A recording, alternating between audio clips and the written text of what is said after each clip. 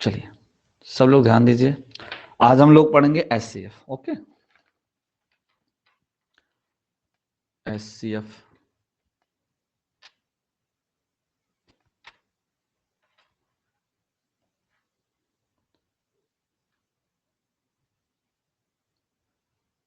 महत्तम समापवर्तक। महत्तम समापवर्तक, ठीक है ना। शॉर्टकट में आप लोग क्या बोलते हैं? एचसीएफ, हाईएस्ट कॉमन फैक्टर, ठीक है ना, हाईएस्ट कॉमन फैक्टर। चलो, समापवर्तक और अपवर्तक और अपवर्त जिन्होंने पढ़ा है समझ लीजिए, एलसीएम एचसीएफ सेम वही होता है, ठीक है ना। सेम उसी तरीके की डिफिनीशन होती है, बस कुछ चीजें अलग होती हैं, वो चीजें आपको सीखनी है, ठीक है ना। समापवर्तक में क्या बताया गया था? समापवर्तक में बताया गया था कि कोई भी संख्या है, जैसे उस संख्या को जितनी भी संख्याएं विभाजित कर सकती हैं, जैसे मान लेते हैं हम 6 लिख दिए, 6 को अब जो जो भी नंबर विभाजित कर सकता है वो सबके सब उसके क्या होंगे? अपवर्तक या समापवर्तक होंगे, ठीक है ना।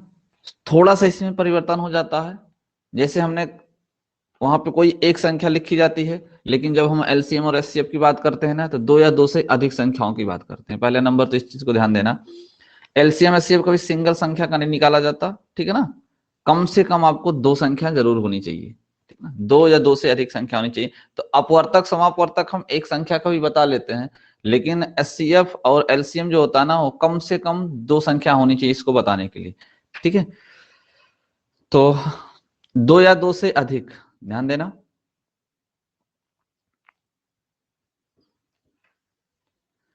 दो या दो से अधिक, दो या दो से अधिक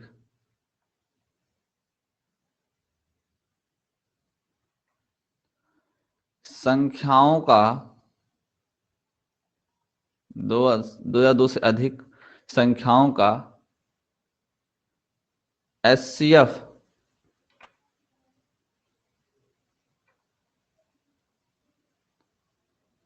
वह संख्या होती है, वह संख्या होती है, ऐसा लिख लीजिए, एचसीएफ वह बड़ी से बड़ी संख्या होती है, ठीक है ना। एचसीएफ वह बड़ी से बड़ी या सबसे बड़ी संख्या, ऐसे लिख लीजिए, वह सबसे बड़ी संख्या, वह सबसे बड़ी संख्या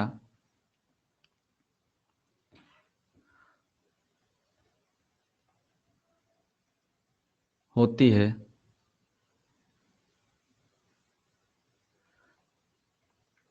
जो दी गई संख्याओं को, जो दी गई संख्याओं को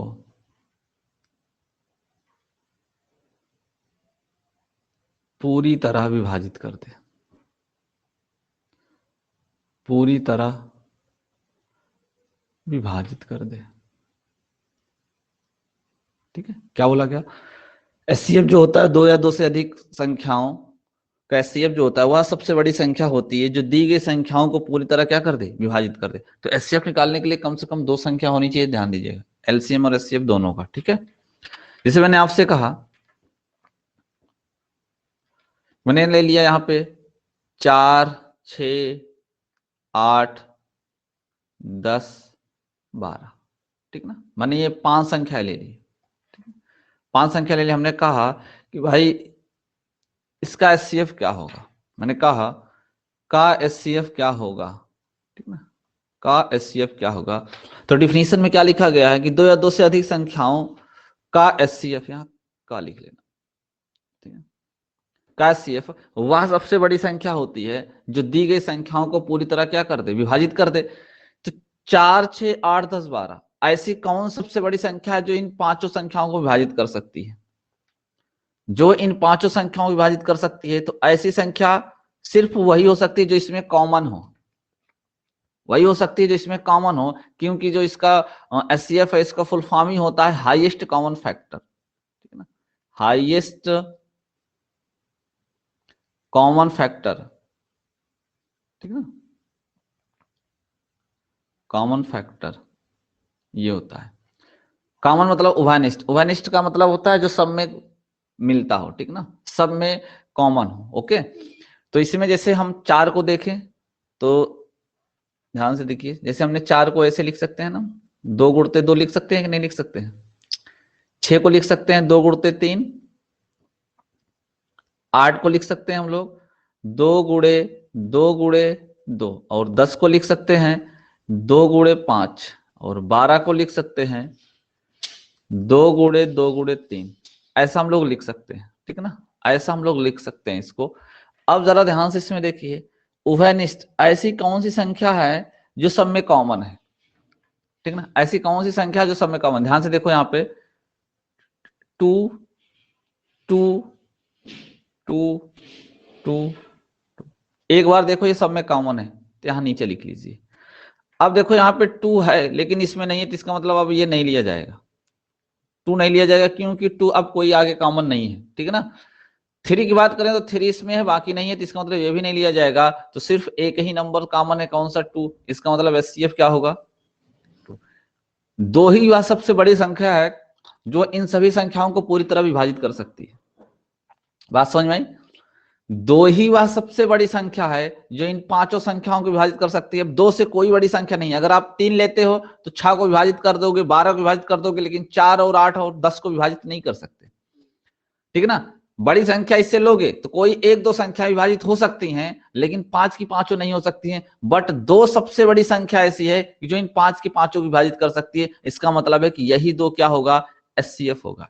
यही 2 क्या होगा, एचसीएफ होगा। बताओ समझ में आया, समझ में आया भाई।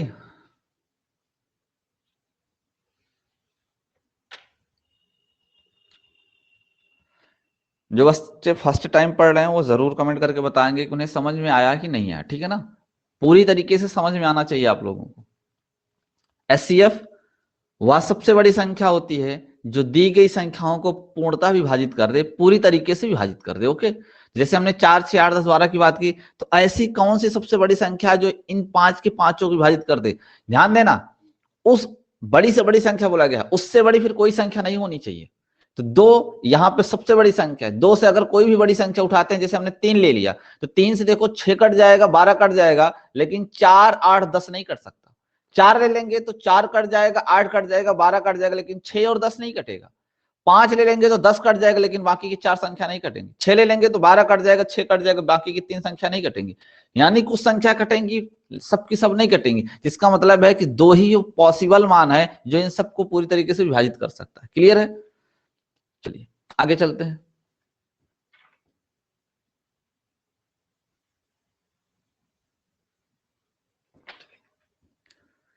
कुछ छोटे छोटे प्रश्न देते हैं, जरा आप लोग उसका आंसर दीजिए। मैंने कहा आपसे 10, 15, 20 का एचसीएफ क्या होगा, का एचसीएफ क्या होगा, का एचसीएफ क्या होगा। फटाफट सब लोग बताते चलो। छोटे छोटे पॉइंट आपको सिखाने की कोशिश करेंगे जो आपको बहुत ज्यादा काम देंगे, ठीक है ना। आपको बहुत ज्यादा उससे फायदा होगा क्वेश्चनों को सॉल्व करने में। तो आप लोग सारे क्वेश्चन का आंसर देते चलना। कोई क्वेश्चन को ये मत समझना कि हाँ ये बहुत ज्यादा इजी है या डिफिकल्ट है। तो इसका राइट आंसर क्या होगा भाई, 5 होगा, ठीक है ना। क्या होगा, 5 होगा। Very good. मैंने कहा 12, 10, 8, इसका एचसीएफ क्या होगा, इसका एचसीएफ क्या होगा।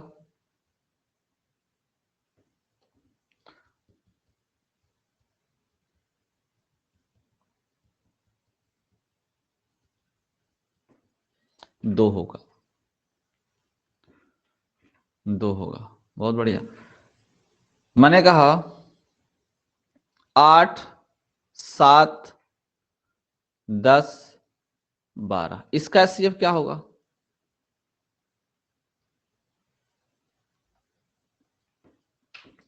क्या होगा भाई इसका एचसीएफ।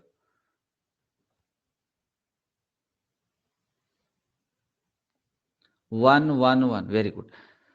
1। यहाँ पे कुछ भी मैच नहीं कर रहा है, यानी एक आपको पहले ही बता दिए थे कि एक जो होता है सबका अपवर्तक यानी समापवर्तक होता है, ठीक है ना। एक सबका गुणनखंड होता है, यानी हर सब में एक एक जरूर आएगा। जब कुछ नहीं मैच करता है तो एक तो आपका क्लियर है वो मैच करेगा, ठीक है ना। तो एक इसका सेफ हो जाएगा। यहां से मैं कुछ पॉइंट आपको बताने के लिए ये छोटे छोटे क्वेश्चन दिए, बाकी क्वेश्चन आप लोग कर लेते हो, ठीक है ना। कुछ पॉइंट सिखाने के लिए मैंने यहाँ दिया था, ध्यान से देखिए। ये बताइए जितने भी प्रश्न आप सॉल्व किए हो, यहाँ पे जितने भी प्रश्न का सॉल्व किए हो, जो एचसीएफ आप बताए हो, यह एचसीएफ जरा गौर से देखो। जो संख्या जैसे 10, 15, 20 दिया गया है, तो इन तीनों संख्याओं से छोटी है। 12, 10, 8 देखो इसमें छोटी है, ठीक है ना। 8, 7, 10, 12 में ये एक छोटी है। कहने का मतलब क्या हो गया, एक डिफिनीशन ये भी याद रखना, ये भी याद रखना कि जो एचसीएफ होती है ना, एचसीएफ जो होता है या दी गई संख्याओं में सबसे छोटी संख्या होती है या फिर उससे भी छोटी संख्या होती है। बहुत काम की चीज है ये। एचसीएफ निकालने के लिए डायरेक्ट आपको काम में आएगा, ये ध्यान देना एग्जाम में। मैंने क्या कहा, एचसीएफ जो होती है, एचसीएफ दी गई संख्याओं में, दी गई संख्याओं में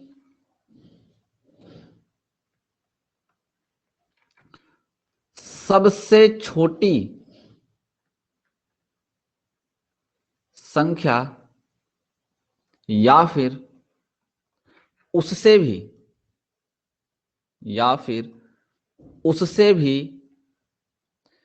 छोटी संख्या होती है।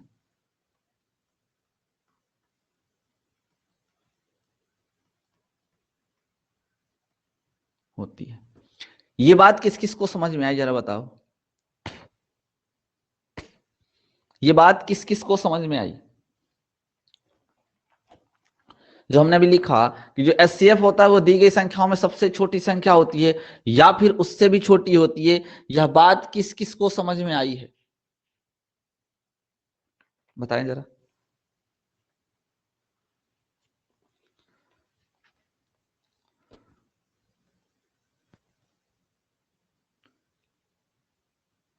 आ गया सर, चलो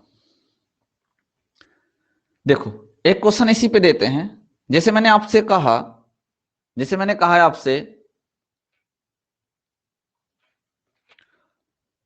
मैंने कहा 42, 63, 140 का एचसीएफ, ठीक है ना, का एचसीएफ क्या होगा ये आपको बताना है, ठीक है ना, क्या होगा ये आपको बताना है। तो ध्यान से देखिए, मैं पहले ऑप्शन भी देता हूं, कुछ यहां से भी सीखते चलना है। मैंने ऑप्शन दिया 14, फिर मैंने दिया 9, फिर मैंने दिया 21 और फिर मैंने दिया 7। क्लियर है, 4 ऑप्शन दिए हैं। बताओ जरा इसका आंसर क्या होगा।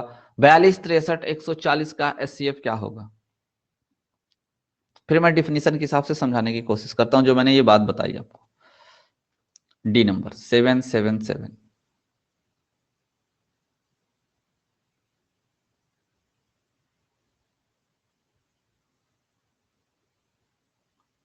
डी नंबर, वेरी गुड, बहुत बढ़िया। देखिए यह जो हमने आपको ये लाइन बताई है, इस लाइन के अकॉर्डिंग ध्यान दो। क्या कहा गया है कि एचसीएफ दी गई संख्याओं में सबसे छोटी संख्या या फिर उससे भी छोटी संख्या होती है। कहने का मतलब है कि आपको डायरेक्ट ये पॉइंट पकड़ना है कि जो एचसीएफ हमारा होगा, सबसे छोटी संख्या इसमें 42 है, या तो 42 हो सकता है या फिर 42 से छोटा हो जाएगा। तो देखो ऑप्शन में 42 नहीं है, तो अब 42 से छोटा 21 है। 21 से 42 कटेगा, 63 कटेगा बट 140 नहीं कटेगा, इसका मतलब ये गलत है, ठीक है ना। अब 21 से छोटा 14 है, 14 से 42 तो कटेगा लेकिन 63 नहीं कटेगा, इसका मतलब ये भी गलत है। 9 से देखो 63 कटेगा लेकिन 42 नहीं कटेगा, ये भी गलत है। इसका मतलब 3 ऑप्शन हमने गलत कर दिए, तो कौन सा सही होगा, डी नंबर। बात समझ में आई मैंने क्या समझा आपको, बात समझ में आई। हम तो यहां आपको सब कुछ सिखा देंगे कि एचसीएफ निकाला कैसे जाता है, उसके सारे टाइप सिखा देंगे, लेकिन एग्जाम में किस हिसाब से क्वेश्चन को मैनेज करना है ना, ये भी सीखना है आप लोगों को, ठीक है ना। एग्जाम में किस हिसाब से क्वेश्चन को हमें मैनेज करना है ये भी सीखना है। हमें जरूरी नहीं है कि हर एक वैल्यू का हम फैक्टर करें, हर एक वैल्यू का गुणनखंड करें या भाग करें, कोई जरूरत नहीं है। आप डायरेक्ट पकड़ के लगा सकते हो, ठीक है ना। ये चीजें धीरे धीरे आप सीखते चलना। ओके, सबको समझ में आ गया भाई?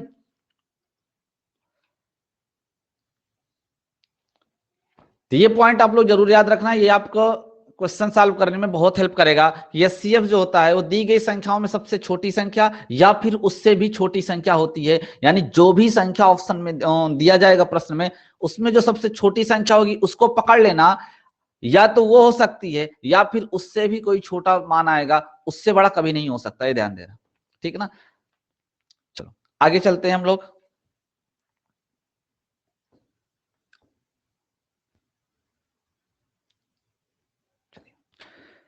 ध्यान दीजिएगा, जो एचसीएफ होता है, एचसीएफ ज्ञात करने की आपके पास दो विधियां होती है। ठीक है ना, दो विधियां होती हैं। ठीक है ना, एचसीएफ एचसीएफ ज्ञात करने की विधि, हमें सब कुछ पढ़ना है। ठीक है ना,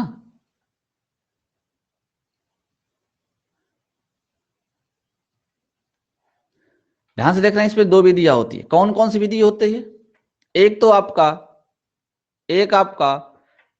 अभाज्य गुणनखंड विधि होती है। अभाज्य गुणनखंड विधि होती है। ठीक ना, अभाज्य गुणनखंड विधि होती है। और एक क्या होती है? भाग विधि होती है। कौन सी विधि होती है भाई? भाग विधि होती है। कौन सी विधि हमें लगाना है, कौन सी नहीं लगाना, ये सारी चीजें सीखना है। ठीक है ना, बट नियम सब पढ़ेंगे, नॉलेज होना चाहिए हर चीज का। ठीक है ना, तो अभाज्य गुणनखंड विधि और भाग विधि दो विधियां होती हैं। जैसे हम बात करें, ध्यान से देखना, एक क्वेश्चन देते हैं, उस क्वेश्चन की बात करते हैं। जैसे मैंने एक क्वेश्चन लिखा है, यहां पे मैंने लिखा 15, 18, 21 का एचसीएफ। ठीक ना, 15, 18, 21 का एचसीएफ, ये हमारा क्वेश्चन है। ठीक ना, ये हमारा क्वेश्चन है। अब हमें इसे अभाज्य गुणनखंड विधि से भी सॉल्व करना है और भाग विधि से भी सॉल्व करना है। तो ध्यान से देखें दोनों विधियां कैसे लगाई जाती हैं। ठीक ना, दोनों विधियां कैसे लगाई जाती है, इस चीज को ध्यान से देखें। पता है कि आप लोग आंसर 3 दे दोगे, लेकिन हमें सीखना है। ठीक है ना, हमें हर एक चीज सीखना है। चलिए, बहुत सारे बच्चों को हो सकता है भाग विधि ना आती हो। ठीक ना, हो सकता है अभाज्य गुणनखंड विधि ना आती हो। ठीक ना, जैसे हम बात करें सबसे पहले नंबर अभाज्य गुणनखंड विधि से, इसी क्वेश्चन को बात करें किससे? अभाज्य गुणनखंड विधि से। अभाज्य गुणनखंड विधि, इससे बात करेंगे तो ध्यान दो, क्या होगा? 15 को हम फैक्टर करेंगे तो क्या लिख सकते हैं? 3 गुणे 5। 18 की बात करें 2 गुणे 3 गुणे 3, ऐसा लिख सकते हैं। अगर हम 21 की बात करें तो हम 3 गुणे क्या लिख सकते हैं? 7। देखिए, इसमें लिखा हुआ है अभाज्य, इसका मतलब है कि 15 का जो हम फैक्टर करेंगे उसमें जो नंबर आएंगे ना, वो सब के सब अभाज्य नंबर होंगे। क्लियर है ना, उसमें कोई ऐसा नंबर नहीं होना चाहिए जो भाज्य होना चाहिए। मतलब आपका जैसे 18 है तो हम 6 3 18 नहीं कर सकते। क्यों? क्योंकि 6 भाज्य है, हमें 6 को भी तोड़ना पड़ेगा। 6 को भी तोड़ना पड़ेगा। जैसे हमारा ये 18 लिखा हुआ है, तो इसको हम 6 गुणते 3 ऐसे नहीं लिख सकते। क्यों? क्योंकि ये तो अभाज्य है बट ये वाला नहीं है, इसको तोड़ना पड़ेगा, इसको 2 गुणते 3 में लिखना पड़ेगा। ये अभाज्य अभाज्य फैक्टर करना पड़ेगा। क्लियर ना, ये चीज आप ध्यान देना। सारे वैल्यू जो उसमें सारे मान आने चाहिए ना, वो सब के सब क्या होने चाहिए? अभाज्य होने चाहिए।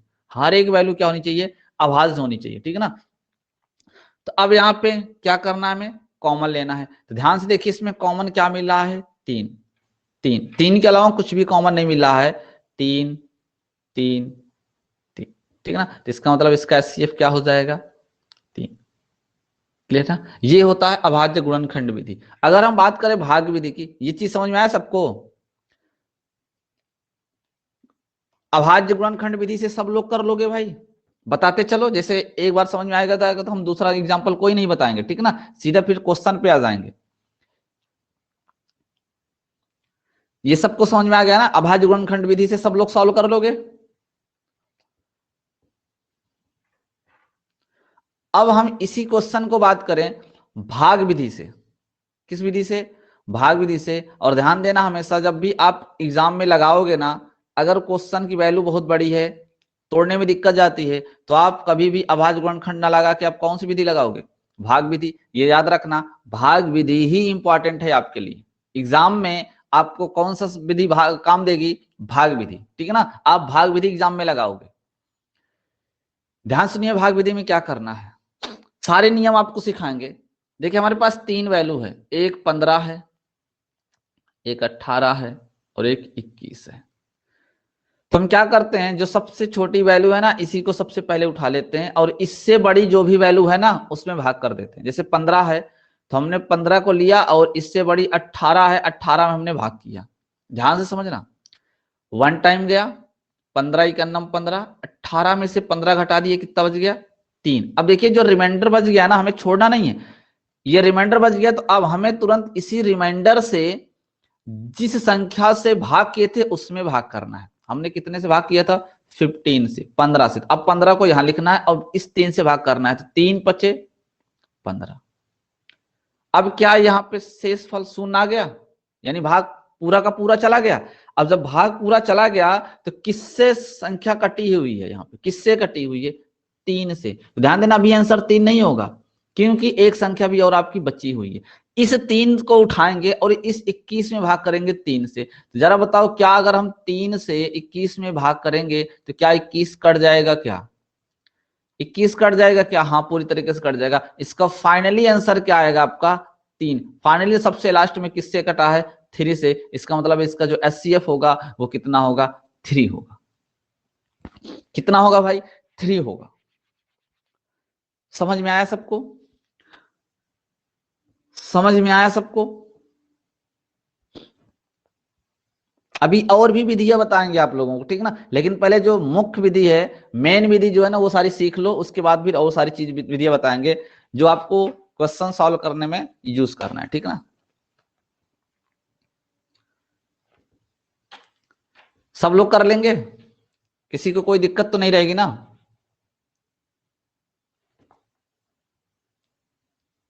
चलो, अब आप लोगों को कुछ क्वेश्चन देते हैं, आप लोग जरा उसका आंसर बताते चलें, ठीक है ना। अब आपके सामने बड़ी बड़ी वैल्यूएं आएंगी, ठीक ठीक है। अब आपके सामने बड़ी बड़ी वैल्यूएं मिलेंगी जिसका आप लोगों को आंसर देना है। क्लियर है? छोटी वैल्यूओं का आंसर तो आप लोग फटाफट कर लेते हो।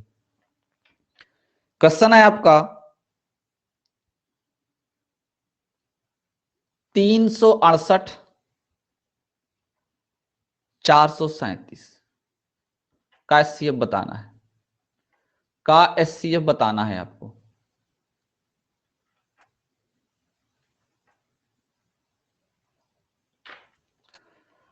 बताते चलें सब लोग फटाफट। अभी सिर्फ हम आपको सिखाएंगे, फिर उसके बाद ऑप्शन भी बाद में देना शुरू करेंगे। आपको ऑप्शन से भी सिखाएंगे कि ऑप्शन से कैसे सॉल्व होगा। और ध्यान देना, एलसीएम एचसीएफ को अच्छे से, बहुत काम की चीज है, ठीक है।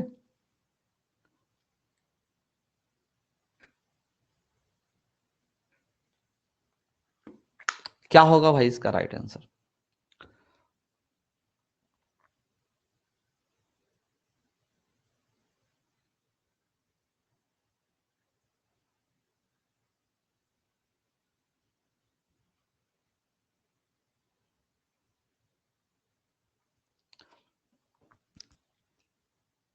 बहुत बढ़िया, आंसर आना शुरू हो गया आप लोगों का।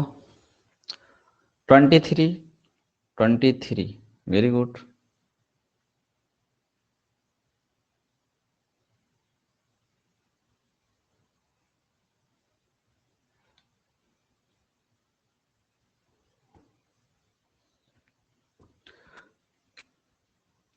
सभी के आंसर आ रहे हैं भाई? 23।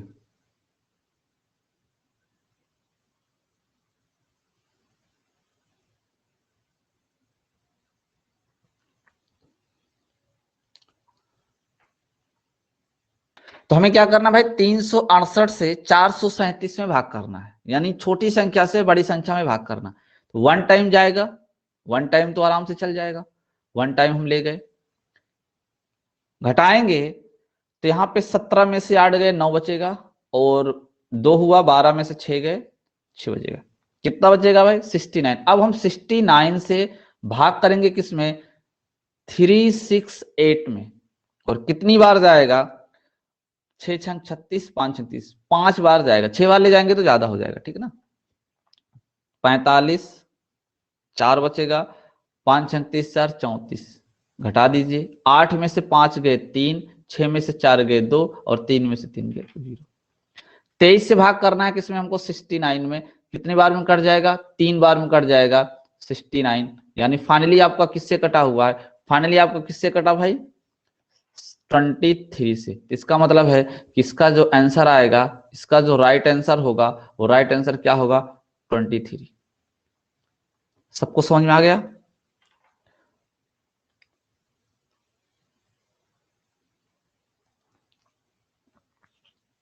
सबको समझ में आ गया ना भाई। दूसरा क्वेश्चन, 84, 126, 140, इसका एससीएफ बताओ आप लोग, इसका एससीएफ बताओ क्या होगा।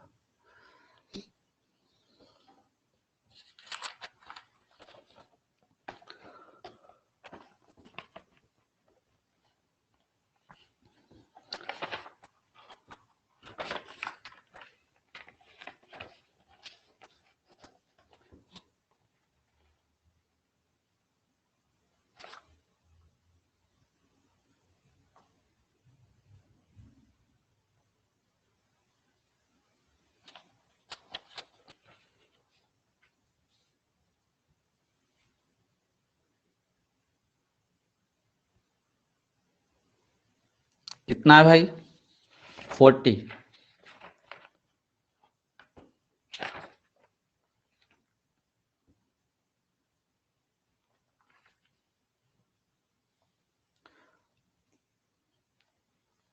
बिल्कुल आराम से और एकदम सही तरीके से पढ़ते चलेंगे, ठीक है ना, कोई जल्दबाजी नहीं है। ओके,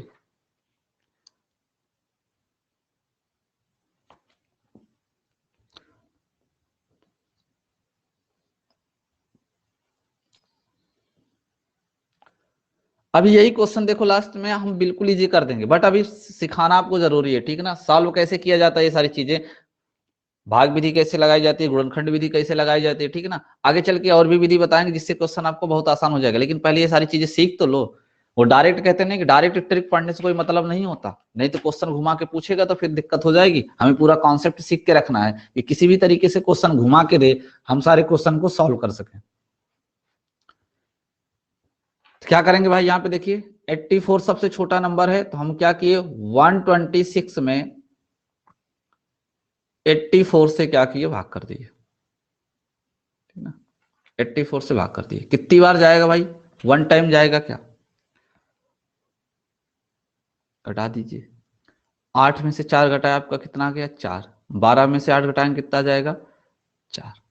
यही होगा। अच्छा सॉरी, यहाँ पे 6 है, सॉरी यहाँ मिस्टेक हमने लिख दिया, यहाँ पे 6 है, हाँ यहाँ पे 6 है।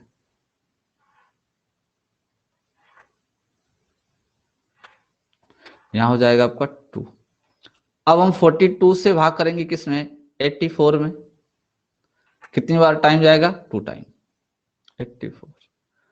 अब देखिए यहाँ पे 84 42 से कटा हुआ है, लेकिन अभी हमारे पास एक नंबर और है, क्या है, 140। अब हम 140 में जो है ना, इससे भाग करेंगे यार, इससे कितनी बार जाएगा, कितनी बार जाएगा भाई,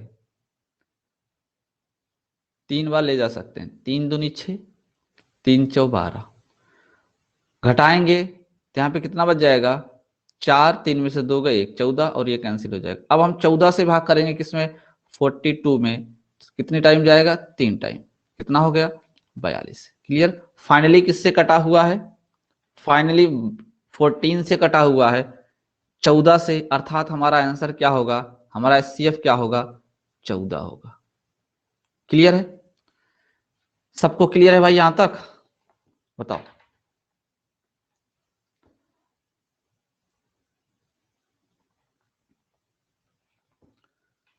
चलो और क्वेश्चन देते हैं, बड़े बड़े भी क्वेश्चन आप लोगों को सॉल्व करना है, छोटे छोटे नहीं, बड़े बड़े भी सॉल्व करने हैं, ठीक है ना। 611 और आपको 1363, इसका एचसीएफ बताना है, इसका एचसीएफ बताना है। इसका एचसीएफ बताना है, बताएं।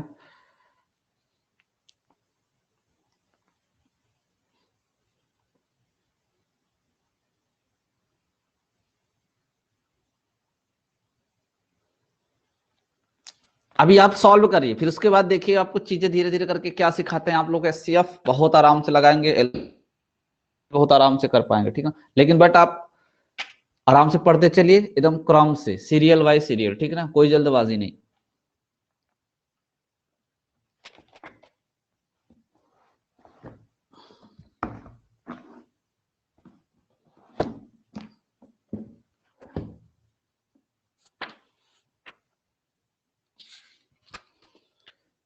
जिसको ज्यादा जल्दी होगी वो घर जा सकता है भाई, ठीक है ना।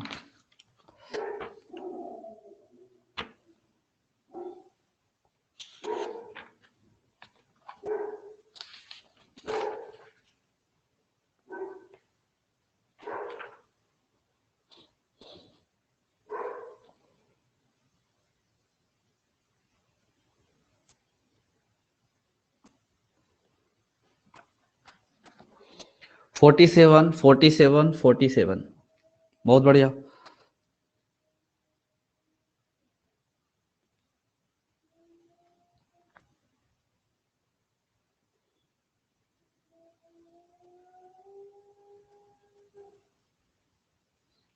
सभी बच्चों का आ गया, बताना पड़ेगा। सबका आंसर आ गया कि बताना पड़ेगा?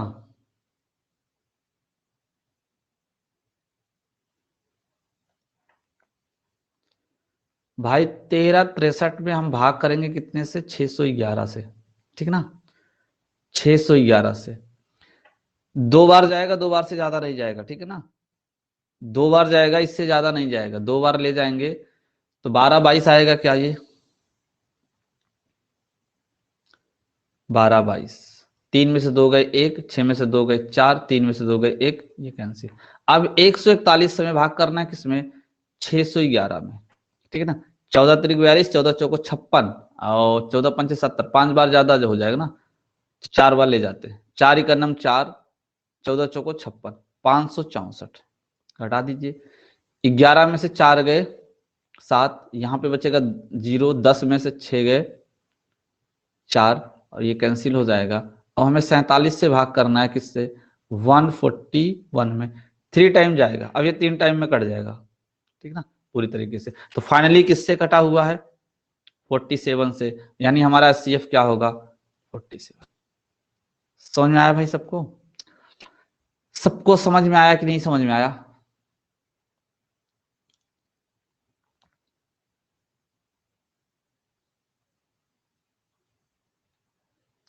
कुछ बच्चे हैं जो आंसर अभी नहीं दे रहे हैं, ठीक है ना, कुछ बच्चों का आंसर नहीं आया, ठीक है ना। 777 और 1147 का एचसीएफ बताना है, का एचसीएफ बताना है।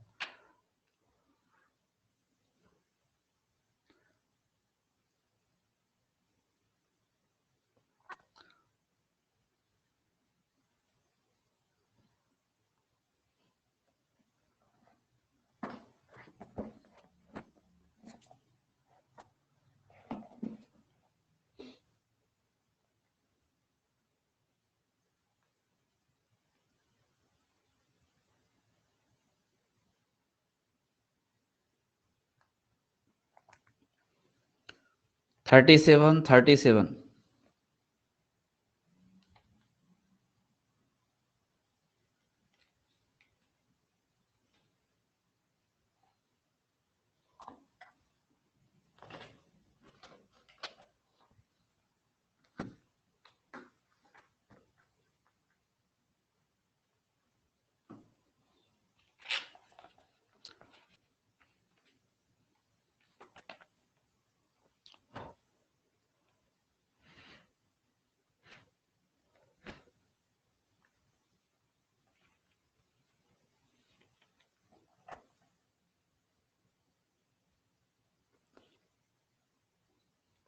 बहुत अच्छे, 37 करेक्ट आंसर है सबका, ठीक है ना, 37।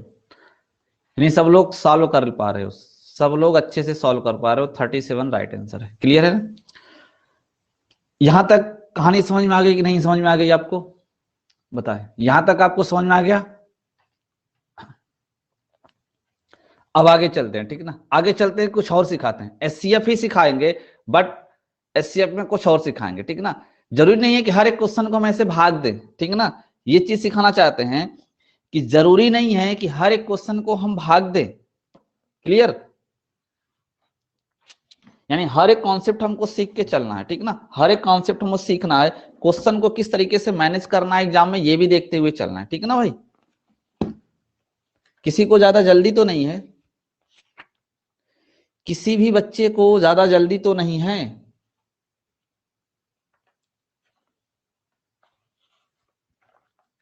नहीं, चलो एक क्वेश्चन है मेरे पास 96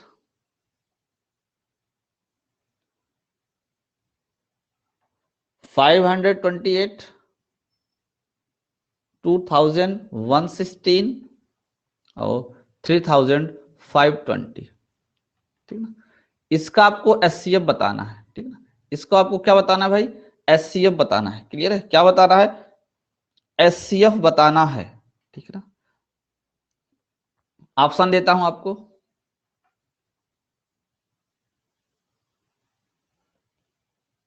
18, 20, 16,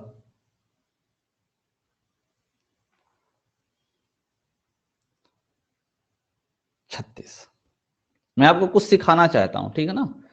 बताओ राइट आंसर क्या होगा?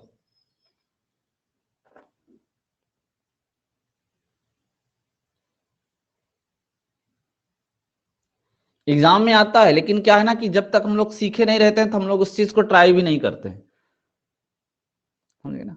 क्वेश्चन ऐसा दिया जाता है एग्जाम में, बट हम क्या हमें पता नहीं होता ना, तो हम कभी ट्राई भी नहीं करते हैं कि हाँ क्वेश्चन ऐसे भी सॉल्व हो जाता है।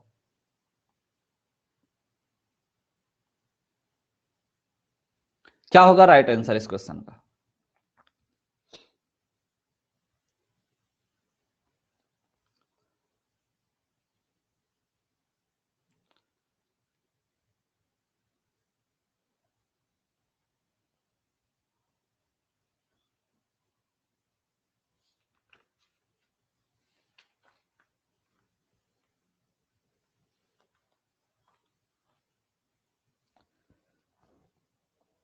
एटीन, 16, 18। बहुत बढ़िया, सबके आंसर आ रहे हैं। अब देखिए यही चीज होता है कि आराम से बिल्कुल पढ़ा रहे हैं, फिर भी चीजें आप लोग क्लियर नहीं कर रहे हो। कहने को तो कह देते हो कि हाँ सर समझ में आ गई है, लेकिन चीजें आप पूरी तरीके से क्लियर नहीं कर पा रहे हो, समझ गए ना। मैंने आपको क्वेश्चन दिया है कि 96, 528, 2160 और 3520, ठीक ना। 96, 528, 2160, 3520 का एचसीएफ क्या होगा? तो जरा मुझे ये बताओ। मैंने आपको यहां पे देखो एक लाइन बता के रखा हूं, यहां पे ये वाली लाइन, कि एचसीएफ दी गई संख्याओं में सबसे छोटी संख्या या फिर उससे भी छोटी संख्या होती है। अगर आपको क्वेश्चन जल्दी से जल्दी और आसान तरीके से सॉल्व करना है तो हर एक कॉन्सेप्ट को सीख के रखना पड़ेगा, हर एक चीज दिमाग में रखनी पड़ेगी। इसका मतलब है, किसका मतलब है कि 96 सबसे छोटी संख्या है और 96 से बड़ा कभी कोई आंसर नहीं हो सकता। एक बात तो ये हो गई कि 96 से बड़ा कोई आंसर नहीं हो सकता। क्लियर? बताएं, इतना क्लियर हुआ कि नहीं क्लियर हुआ? 96 से बड़ा कोई उत्तर नहीं हो सकता। क्लियर है ना सबको? तो इसका मतलब है कि अगर 96 से बड़ा नहीं हो सकता है तो एचसीएफ क्या कहता है? एचसीएफ क्या कहता है? डिफिनीशन तो पता होगी ना। वह सबसे बड़ी संख्या होती है जो दी गई संख्याओं को पूरी तरह विभाजित कर दे, पूरी तरह विभाजित कर दे। तो मेरे भाई एक बात बताओ, तो सबसे पहले तो इस 96 को काटो। क्या 18 से ये 96 कटेगा क्या? 96 18 से कटेगा क्या? नहीं कटेगा, ये गलत है। क्या 20 से कटेगा क्या? नहीं कटेगा, गलत है। क्या 16 से कटेगा क्या? हाँ कट जाएगा। क्या 36 से कटेगा क्या? नहीं कटेगा। बस हो गया काम। चीजों को ध्यान दो, जरूरी नहीं है कि हर जगह हम एचसीएफ लगाएंगे। आपको जो कॉन्सेप्ट सिखाया जा रहा है ना, वो सारे कॉन्सेप्ट आप सीख के रखो। देखो सिर्फ एक बच्चे का आंसर 16 आया था, बाकी सबने 18 दिया था, जबकि आपको पता है कि 18 से 96 नहीं कटेगा, पहली ही संख्या नहीं कट रही है, तो हम कैसे कर सकते हैं? जीरो वाला तो आएगा नहीं, क्योंकि जीरो आने के लिए सब में जीरो होना चाहिए था। ये चीजें सीखो आप लोग भाई। अगर यहाँ पे जीरो है तो 20 नहीं हो सकता, क्यों? क्योंकि यहाँ एक जीरो है, यहाँ एक जीरो, तो यहाँ भी होना चाहिए और यहाँ भी होना चाहिए, बस सब में जीरो नहीं है, तो इसका मतलब जीरो वाला तो ऑप्शन हो ही नहीं सकता। चीजें सीखिए आप लोग। समझ में आई हमारी बात? मेरी बात सबको समझ में आई?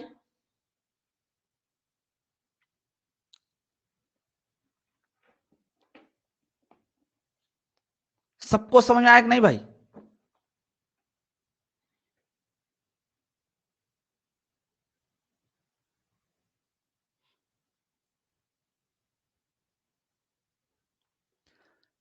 दूसरा क्वेश्चन दे आपको।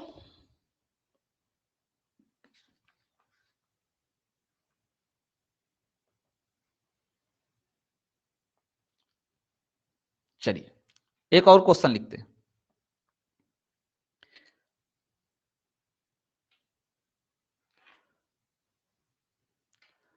नेक्स्ट क्वेश्चन है आपका 216, 288 और 720। आपको इसका एचसीएफ बताना है, ठीक ना? इसका एचसीएफ बताना है। मैं ऑप्शन देता हूं सबको। ऑप्शन है आपका 12, 24, 84, 72।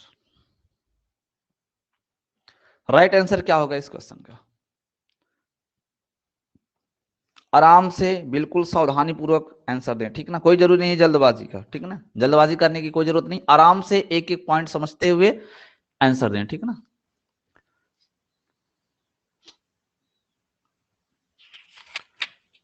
D number.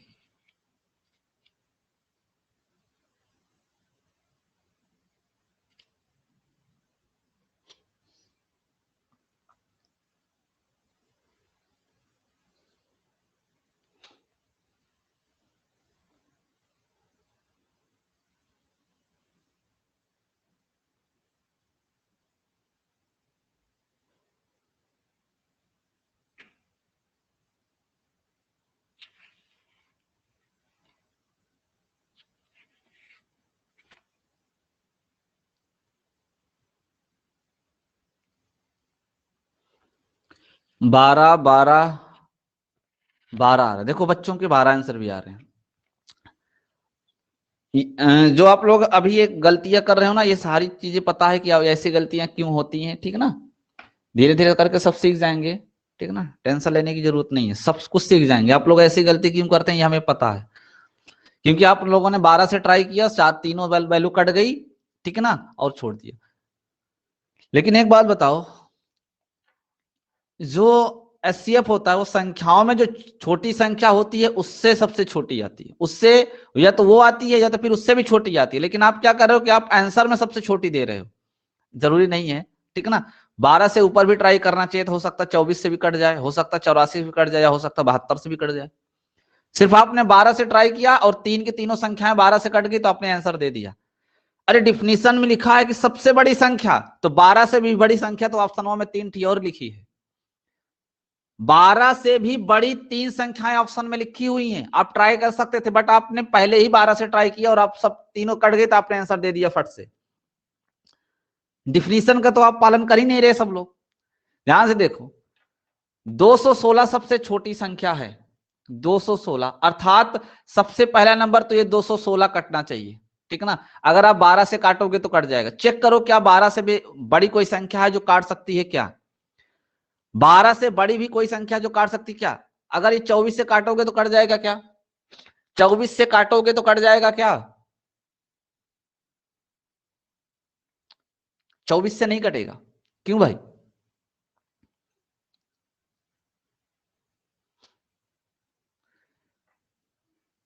चौबीस से नहीं कटेगा। देखो अगर इसको फैक्टर करोगे ना, ऐसे ध्यान से समझो, 6 का क्यूब होता है यानी 36 छक्के 216 लिखा जा सकता है, ठीक है ना?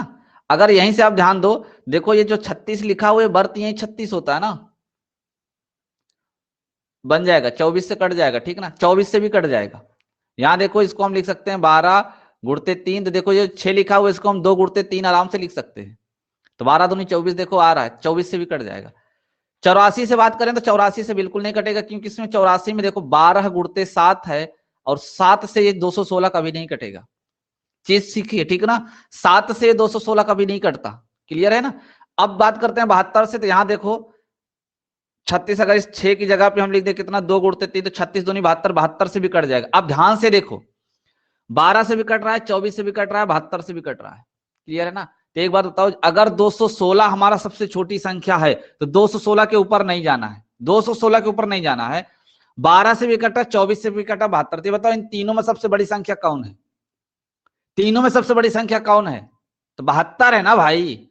तीनों में सबसे बड़ी संख्या कौन है, 72 है, तो इसका मतलब राइट आंसर क्या आना चाहिए, 72 आना चाहिए। क्यों, क्योंकि जो संख्या आपको पता है 72 से कट गई तो वो 12 से भी कट जाएगी, 24 से भी कट जाएगी। क्लियर, क्यों, क्योंकि पहले ही आपको गुणनखंड पढ़ा दिए हैं एलसीएम पढ़ाने से पहले, 12 और 24 72 का गुणनखंड है। अगर 72 से कटा तो कन्फर्म है 12 और 24 से तो कटना ही है, इसलिए उसने 2 ऑप्शन पहले ही डाल दिया कि जिससे आप कंफ्यूज रहो। चीजें समझ में आई। यानी एग्जाम में जब सॉल्व करोगे ना, हमारी मेरी बात ध्यान से सुनना, जरूरी नहीं है कि आप 12 से स्टार्ट करो, डिफिनीशन को ध्यान दो। बड़ी से बड़ी संख्या, तो आपके सामने 4 ऑप्शन है ना, तो सबसे पहले आप यहां ट्रायल मारो। 216 सबसे छोटी संख्या है, डिफिनीशन में होता है कि प्रश्न में दी गई संख्याओं में सबसे छोटी संख्या या उससे, तो इसका मतलब है 216 कटना चाहिए, और ऑप्शन में आपके सामने 4 है, और जो आंसर होता है वो बड़ी संख्या होती है, वो बड़ी संख्या होती है। तो सबसे पहले 72 से काटो। अगर ये 72 से कट गया, ध्यान से सुनना, अगर ये 72 से कट गया तो इसका मतलब 100% 12 और 24 से कटेगा ही कटेगा, तो इसका मतलब जो छोटी संख्या से कटेगा वो आंसर कभी नहीं हो सकता। अगर बड़ी से कट गया, तो जैसे 72 से कट गया, तो 12 और 24 72 का ही गुणनखंड है, इसका मतलब है कि 72 के जितने गुणनखंड है ना, वो एक भी आंसर नहीं होगा, एक भी आंसर नहीं होगा। क्यों, क्योंकि डिफिनीशन में कहा गया कि वह सबसे बड़ी संख्या, यानी 12 से अगर आंसर देंगे तो 12 से बड़ी तो 24 है, 24 से भी कट रहा है, और 24 से अगर आंसर देंगे तो 24 से बड़ी तो 72 है, 72 से भी कट रहा है, तो आंसर कौन दोगे, तो सबसे बड़ी वाला दोगे, 72 दोगे। अर्थात 12, ये 72 का जो गुणनखंड है 24 और 12, ये दोनों क्या होगा, गलत। यानी जब एग्जाम में ऑप्शन से सॉल्व करोगे ना, तो सबसे पहले कौन उठाओगे, बड़ी संख्या उठाओगे, छोटी नहीं उठाओगे। बात क्लियर हुई, बात समझ में आई।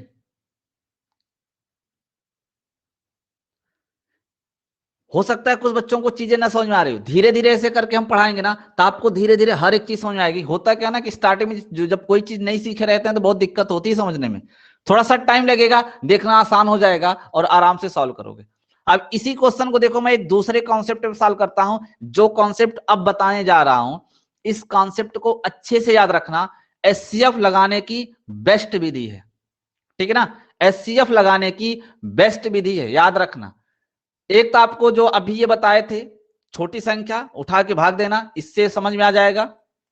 दूसरा जो अब बताने जा रहे हैं ना, ये आपकी सबसे बेस्ट विधि है बड़ी संख्याओं में सॉल्व करने के लिए। छोटी संख्या का तो सभी सॉल्व कर लेते हैं, बड़ी संख्या का आंसर हम लोग कैसे ज्ञात करते हैं उसके लिए बता रहे हैं, ठीक है ना। ध्यान से देखो, मेरी एक एक बात को ध्यान से सुनना आप लोग, ठीक है ना, एक एक बात आप ध्यान से सुनना। आपके सामने 3 संख्या है, 216, 288 और 772।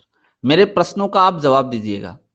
ये बताइए, अगर हम 216 और 288 का डिफरेंट निकालें कितना आएगा, कितना आएगा। 216 और 288 का डिफरेंट निकालें कितना आएगा, 72 आएगा। और एक बात बताइए, अगर हम 288 और, अब ध्यान से सुनिएगा मेरी बात को, 288 और 720 का डिफरेंट निकालेंगे तो 72 से ज्यादा आएगा कि नहीं आएगा, ये बताओ, ज्यादा आएगा कि नहीं आएगा, आएगा ना। क्लियर, ध्यान से सुनना, हर एक स्टूडेंट मेरी बात को ध्यान से सुनना, मैं क्या समझा रहा हूं। हमने 216 और 288 का डिफरेंट निकाला, डिफरेंट कितना आया 72। फिर हमने कहा अगर हम 288 और 720 का डिफरेंट निकालेंगे तो क्लियर है कि 72 से ज्यादा आएगा। अगर हम 200 और 720 का डिफरेंट निकालें, क्योंकि हमें 3 संख्या है तो 3 संख्याओं का 3 डिफरेंट आना चाहिए। 216 और 720 का डिफरेंट निकालेंगे तब भी 72 से ज्यादा आएगा। तब भी 72 से ज्यादा आएगा कि नहीं आएगा?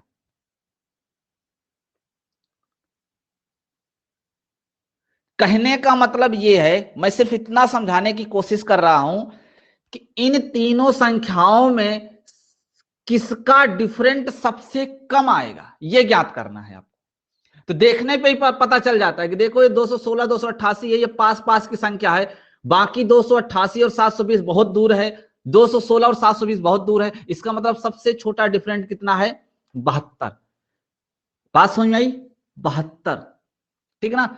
जो डिफरेंट होता है ना, अब ध्यान से समझना मेरी बात को, जो डिफरेंट होता है, ये डिफरेंट हमने किसका किसका निकाला है? 216 और 288 का, इसी का निकाला है ना। ये 72 216 और 288 का ही तो डिफरेंट है ना भाई। तो अब जिन संख्याओं का हमने डिफरेंट निकाला है ना, उसको आप छोड़ दीजिए, बची कौन सी संख्या? 720। इसी 720 में 72 से भाग करिए, क्या 720 72 से कट जाएगा? क्या 720 72 से कट जाएगा? क्या इसका मतलब है कि 72 is the right answer, 72 he HCF होगा। क्लियर? 72 ही एचसीएफ होगा। समझ में आया? समझ में आया कि नहीं आया? बताओ।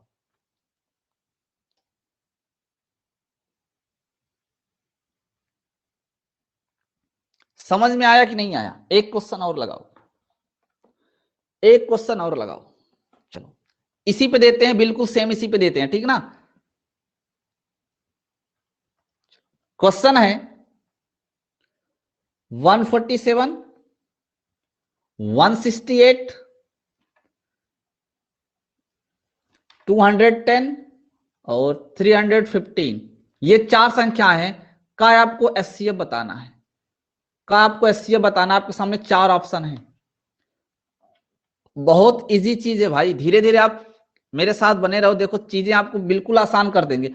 बस थोड़ा सा पेशेंस बनाए रखना। बस ये मत सोच रहे कि पता नहीं क्या सिखा रहे हैं, समझ में नहीं आ रहा, ऐसी बातें बिल्कुल नहीं होनी चाहिए।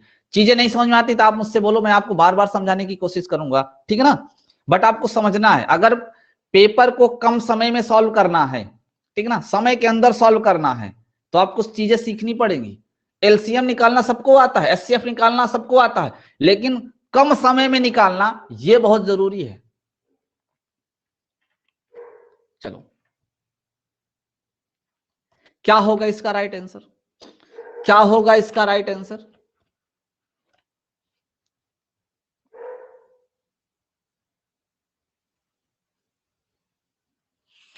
ट्वेंटी वन 21 वेरी गुड, बहुत अच्छे। ये जो कॉन्सेप्ट अभी बता रहे हैं ना, इसी कॉन्सेप्ट पे भी आपको कल भी क्वेश्चन कराएंगे। कोई जल्दी नहीं है कि एचसीएफ हम एक दिन में खत्म कर दें, नहीं। आपको चीज सिखानी है, चीजें पूरी सिखाएंगे, जिससे आपको क्वेश्चन बिल्कुल आसान हो जाए, चैप्टर आपको बिल्कुल आसान लगे। कोई भी क्वेश्चन पूछे ना तो आपको डर नहीं लगना चाहिए उससे, समझ गया ना। चलो सबके 21 आ रहे हैं, ध्यान से देखो। अब देखो ना, तो हम भाग विधि बता रहे हैं और ना ही गुणनखंड विधि बता रहे हैं। हमने आपको क्या बताया, एक बात बताओ, अगर 147 168 यानी किसका डिफरेंस सबसे कम आएगा? देखो ये दोनों संख्याएं बिल्कुल पास में। अब इसके अलावा किसी का भी देखोगे ना तो बहुत दूर दूर है, इसका मतलब इस सबका डिफरेंट बहुत ज्यादा आएगा, मत लो, सिर्फ इन्हीं दोनों का डिफरेंट ले लो। बस कितना आएगा इन दोनों का डिफरेंट? कितना आएगा इन दोनों का डिफरेंट? 21। 21 आएगा क्या? इन दोनों का डिफरेंट 21 आएगा क्या? इसका मतलब है कि 21 से बड़ा जितना भी ऑप्शन लिखा हुआ है काट दो, 21 से बड़ा कोई आंसर नहीं हो सकता। ध्यान से सुनना मेरी बात, 21 से बड़ा कोई आंसर नहीं हो सकता। आपके पास दो संख्याएं हैं, एक तो 210 और एक 315, एक तो 210 और एक 315। आप कहेंगे सर आप क्या करें? तो अभी भी चाहे तो आप भाग ले लो 21 से, ये तो कट ही जाएगा, 315 में भाग कर दो। लेकिन मेरी बात तो ध्यान से सुनो, 315 क्या ये 21 से कट रहा है? भाई ये 210 तो क्लियर दिख रहा है, 10 बार में कट जाएगा ना, तो आप 21 से डायरेक्ट इसमें भाग करो ना। 21 इकन्नम 21 कितना हुआ, कितना हुआ भाई 10, 5 21 पंजे कट जाएगा क्या, कट जाएगा क्या 21 से, इसका मतलब है कि 21 आंसर होगा और ये नहीं होगा। और मैंने अभी ध्यान से याद कीजिए, मैंने आपको एक बात बताई थी, देखो 21 का जो गुणनखंड होता है वो 7 और 3 होता है, क्लियर है ना, 7 और 3 होता है। जरा बताओ ये 315 तो 7 से 100% कटेगा, जब 7 से कटेगा तो इसका मतलब 7 आंसर हो ही नहीं सकता, क्यों, क्योंकि 21 का तो गुणनखंड है 7, और अभी आपको बताया था कि अगर बड़ी संख्या से कट रहा है तो छोटा वाला कभी आंसर नहीं होता। एचसीएफ में अगर बड़ी संख्या से कट रहा है तो उसका जो गुणनखंड होता है वो कभी आंसर नहीं होता, 7 21 का गुणनखंड है। अगर 21 से ना कटा होता तब हम 7 को टिक कर देते, तब उसका गुणनखंड आंसर हो जाता, लेकिन अगर 21 से कट रहा है तो हम छोटे वाले वैल्यू को टिक नहीं करेंगे, क्यों, क्योंकि 7 जो है 21 का गुणनखंड है। एचसीएफ क्या होता है, बड़ी से बड़ी संख्या, ठीक है ना, इसका मतलब हम 7 को बिल्कुल नहीं कट करेंगे। यहाँ पे अगर आप चेक करोगे ना तो 7 से भी ये सारी संख्याएं कट जाएंगी, समझ गए ना, और 21 से भी कट जाएंगी, तो 7 से भी कटेगा और 21 से भी कटेगा, तो 7 वाले को नहीं लेंगे, हम लेंगे किसको, 21 वाले को। बात समझ में आई हमारी, बात समझ में आई आप लोग को?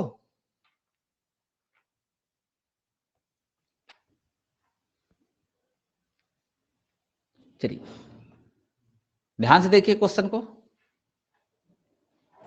क्वेश्चन क्या था, क्वेश्चन है आपका आज, ध्यान समझिएगा, आज बुधवार है, आज बुधवार है, ठीक है ना, आज बुधवार है, 502 दिन बाद, 502 दिन बाद कौन सा दिन होगा, कौन सा दिन होगा,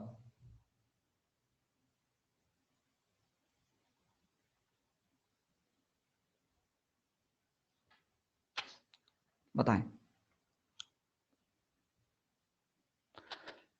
सर ये हो गया था, कोई बात नहीं, एक क्वेश्चन कर लो, ठीक ना, एक क्वेश्चन कर लो, आगे फिर हम बताते हैं, ठीक ना, एक क्वेश्चन कर लो।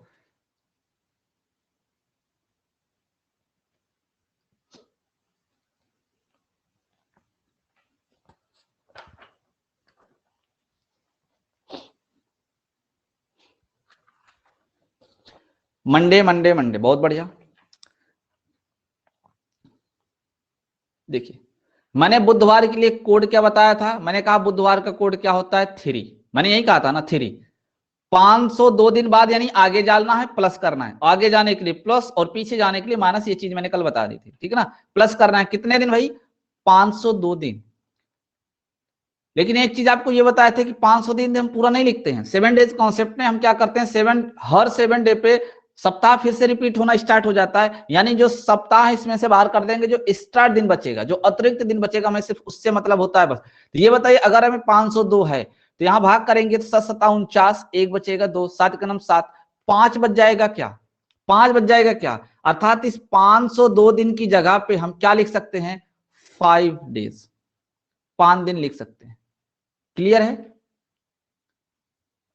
क्लियर है कि नहीं भाई, 5 लिख सकते हैं, अतिरिक्त नहीं, यानी 502 में, जिस बच्चे को ना समझ आए ध्यान देना, 502 में क्या करना है, 7 से भाग करना है, 7 7 49, एक बच जाएगा, 2 लिए, 7 का नम 7, बचा कितना 5, यही 5 आपको एक्स्ट्रा लिखना है जो रिमाइंडर बचेगा।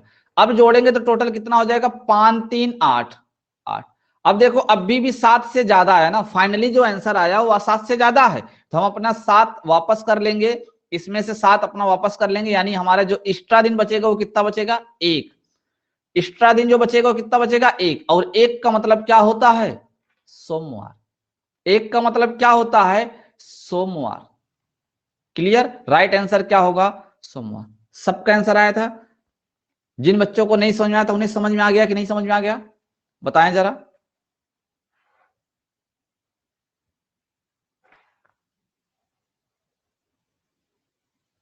चलिए दूसरा क्वेश्चन है, आज मंगलवार है, आज मंगलवार है, आज मंगलवार है, ठीक है। 60 दिन पहले, अब आप पहले पे क्वेश्चन लगाइए, ठीक है ना। 60 दिन पहले कौन सा दिन था? 60 दिन पहले कौन सा दिन था, बताएं। 60 दिन पहले कौन सा दिन था?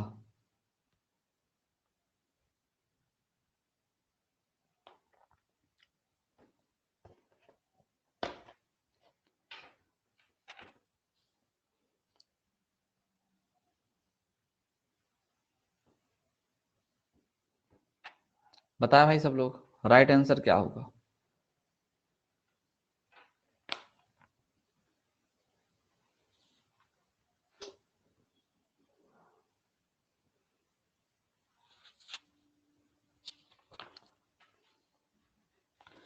उसी प्रकार से लगाना है, बाद पूछा जाता है तो प्लस करना है, पहले पूछा जाता है तो माइनस करना है, बस इतना ही ध्यान देना है और कुछ भी नहीं।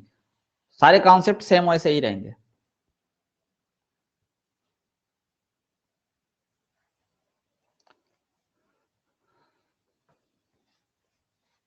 सिर्फ अभी एक बच्चे का आंसर आया है बस।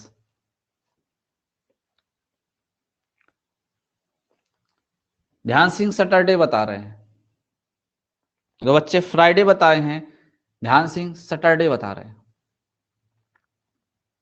बाकी बच्चे क्या कर रहे हैं भाई? कुछ भी नहीं है। कल हम क्या बताए थे आपको? एक सोमवार लेना है, सप्ताह का प्रथम दिन सोमवार होता है, 1 2 ऐसे मंगलवार, आप ऐसे लिखते चले जाओ कहां तक, 7 7 पे क्या आ जाएगा, रविवार आ जाएगा। और 7 को ही हम लोग 0 मानते हैं, ठीक ना, ये भी चीज बताए थे, 7 को ही हम लोग 0 मानते हैं, ठीक ना। तो यही चीज को आपको सीखना है बस। मंगलवार का मतलब क्या होगा, 2। मंगलवार का मतलब होगा 2, 2 में से कितने दिन वापस जाना है पीछे, 60 दिन माइनस करिए, ठीक ना। ध्यान से देखिए, ध्यान से देखिए चीजों को। एक बात हमें बताएं, 7 से इसमें भाग करेंगे तो 7 8 56, 4 बचेगा क्या? 60 दिन को हम 4 दिन लिख सकते हैं क्या? अब यहां से आपको दो तरीके हैं सॉल्व करने के, ध्यान से देखिए, यहां से आपके पास दो तरीके हैं सॉल्व करने के, दोनों चीजें सीखते चलिए। पहला, अगर आप 2 में से 4 घटाएंगे तो नहीं घटेगा, 4 में से 2 घटाना पड़ेगा, माइनस में 9 आएगा, 2 माइनस में 2 दिन आएगा। अब जब आपको पता है कि -2 दिन है तो इसको प्लस करने के लिए हमें पुनः 7 दिन जोड़ना पड़ेगा, तो क्या आएगा, 5। और 5 का मतलब क्या होगा, शुक्रवार। 5 का मतलब क्या होगा, शुक्रवार, फ्राइडे।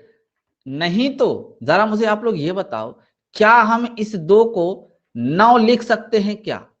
क्या इस 2 को हम 9 लिख सकते हैं क्या, ये बताओ जरा। तो इस 2 को हम 9 लिख सकते हैं क्या?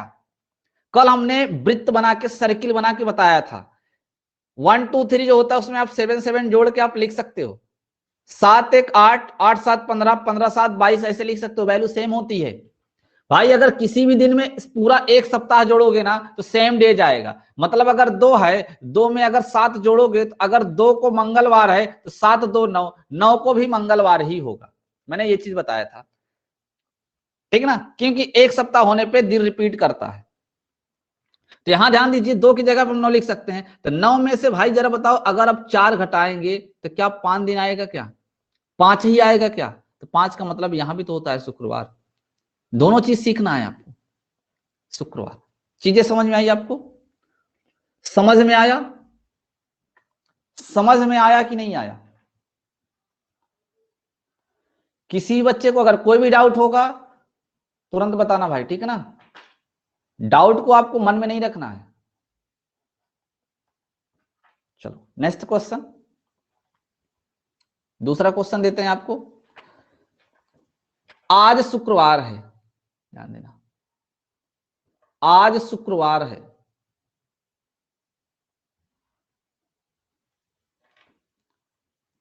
500 दिन पहले बताना है आपको, 500 दिन पहले बताना है। 500 दिन पहले कौन सा दिन था?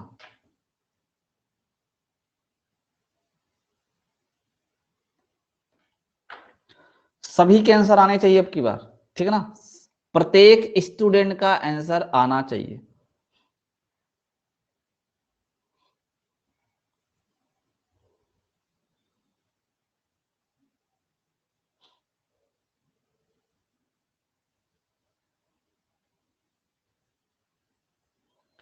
प्रियु, बहुत बढ़िया। जिसका आंसर तुरंत टपकता है ना, समझ जाओ कि उसको पूरा का पूरा समझ में आ रहा है। समझ गए?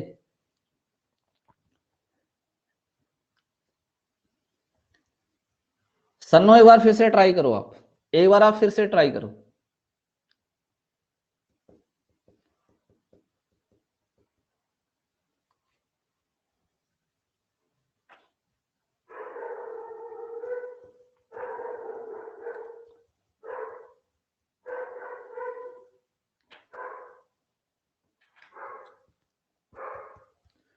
शुक्रवार को क्या लिखेंगे जरा बताओ तो, शुक्रवार को क्या लिखेंगे?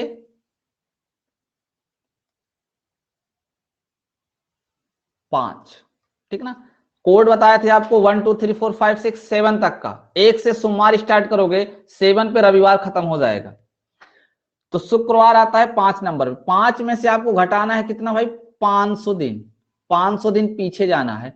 तो 500 दिन पीछे जाना बहुत लंबा, एक काम करो, इसको 7 से भाग करके छोटा कर लो। इसकी जगह पे क्या लिख सकते हो? इसकी जगह पे क्या लिख सकते हो? देखो, 7 7 49, एक बचेगा, 0 10 हो गया, 7 क्रम 7, 3 दिन। Very good. कितना लिख सकते हैं? 3 दिन। अब अगर हम 5 में से 3 घटाएंगे तो कितना आएगा? 2। और 2 का मतलब क्या होता है? मंगलवार। 2 का मतलब मंगलवार अर्थात ट्यूसडे।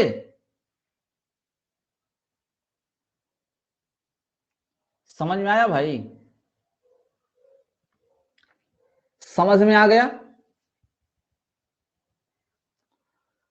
सबको समझ में आया कि नहीं आया? सबको समझ में आया कि नहीं आया? फटाफट चलो आगे चलते हैं। ये जो भी प्रश्न हम सॉल्व किए हैं, इसमें एक निष्कर्ष निकल के आता है क्या, उस चीज को ध्यान से देखिए। ये पॉइंट आपको याद रखना है। हमने क्या सीखा ये छोटे छोटे प्रश्नों में, कि अगर हम किसी भी दिन में 7 दिन अगर जोड़ दें, या तो 7 दिन घटा दें, या तो हम किसी भी डेज में अगर 7 दिन जोड़ते हैं, 7 दिन घटाते हैं, तो दिनों की क्या होती है? पुनरावृत्ति होती है, यानी वही दिन आता है। दिनों की पुनरावृत्ति होती है।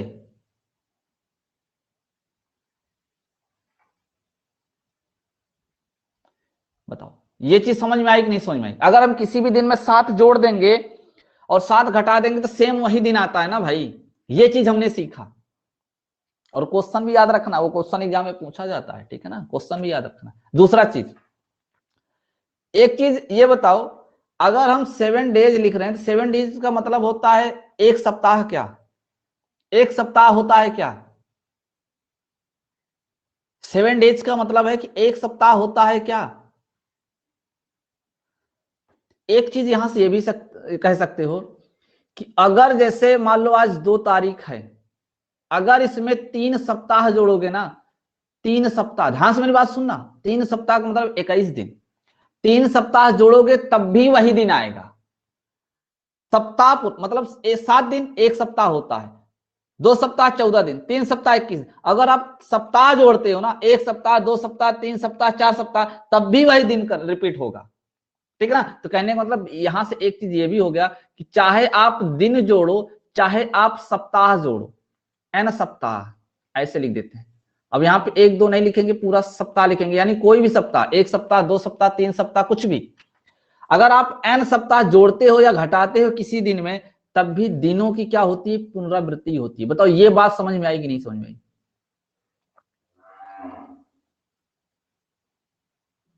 सबको समझ में आई कि नहीं समझ में आई भाई? जिस भी बच्चे को ना समझ में आया वो ध्यान से देखे, जिस भी बच्चे को ना समझ में आया वो ध्यान से देखे एक बार। कहने का मतलब है कि जैसे मैंने कह दिया कि आज सोमवार है, ध्यान से देखो, मैंने कह दिया कि आज सोमवार है, आज सोमवार है। देखो चीज एकदम आराम से पढ़ना है, छोटे छोटे पॉइंट को ही समझते चलना है कि बाद में हमें दिक्कत नहीं होनी चाहिए। अगर आज सोमवार है, मैं ये कहा कि अगर यहाँ पे मैं कह दूं कि 50 सप्ताह बाद, मैं कहा 50 सप्ताह बाद, प्लस कर दिया, इसका मतलब बाद, 50 सप्ताह बाद, बताओ 50 सप्ताह बाद भी तो इसका मतलब सोमवार ही आएगा ना भाई, सोमवार ही आएगा ना, इस वाले कॉन्सेप्ट से। क्लियर? यही चीज मैं समझा रहा हूं कि किसी भी दिन में अगर डे जोड़ 7 दिन जोड़ोगे या तो 7 दिन घटाओगे तब भी सेम होगा, या तो उसमें 1 सप्ताह 2 सप्ताह 3 सप्ताह जोड़ो या घटाओ तब भी सोमवार आएगा। कहने का मतलब है कि अगर मैं यहाँ पे सोमवार में 50 सप्ताह घटाता हूं, 50 सप्ताह घटाता हूं, तब भी क्या आएगा भाई, तब भी सोमवार ही आएगा, तब भी क्या आएगा, सोमवार ही आएगा। एक एक बात को समझते चलना है। समझ में आया कि नहीं समझ में आया? ये बात समझ में आई कि नहीं समझ में आई?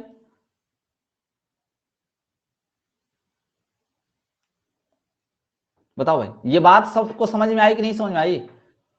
और यहां पे ध्यान देना, जो यन है, जो यन है लिख लेना आप लोग, जहां n बराबर 1 2 3 4 डॉट डॉट कुछ भी, यानी प्राकृतिक संख्याएं आपको लेना है, कोई भी प्राकृतिक संख्या आप ले सकते हो, ठीक है ना। ये चीज सबको समझ में आई? एक चीज ध्यान से देखो, यही चीज को मैं फिर से समझाने की कोशिश करता हूं। ऐसे भी हम लोग बोल सकते हैं कि जो 7 डेज होता है, 7 डेज होता है, वह 1 वीक के बराबर होता है ना भाई, 1 वीक के बराबर होता है। जो 14 डेज होता है वह 2 वीक के बराबर होता है, 2 वीक के बराबर होता है। जो 21 डेज होता है वह 3 वीक के बराबर हो। ये चीज याद रखना है आपको, ठीक है ना। ये छोटे छोटे कॉन्सेप्ट है जो आपको पता है। अगर मैं कह दूं जरा बताओ, यन डेज, यन डेज, यन डेज, यन डेज, तो कितने वीक के बराबर होगा, यन वीक के। बताओ, अगर हमने कह दिया यन डेज, तो क्या यन डेज यन वीक के बराबर होगा?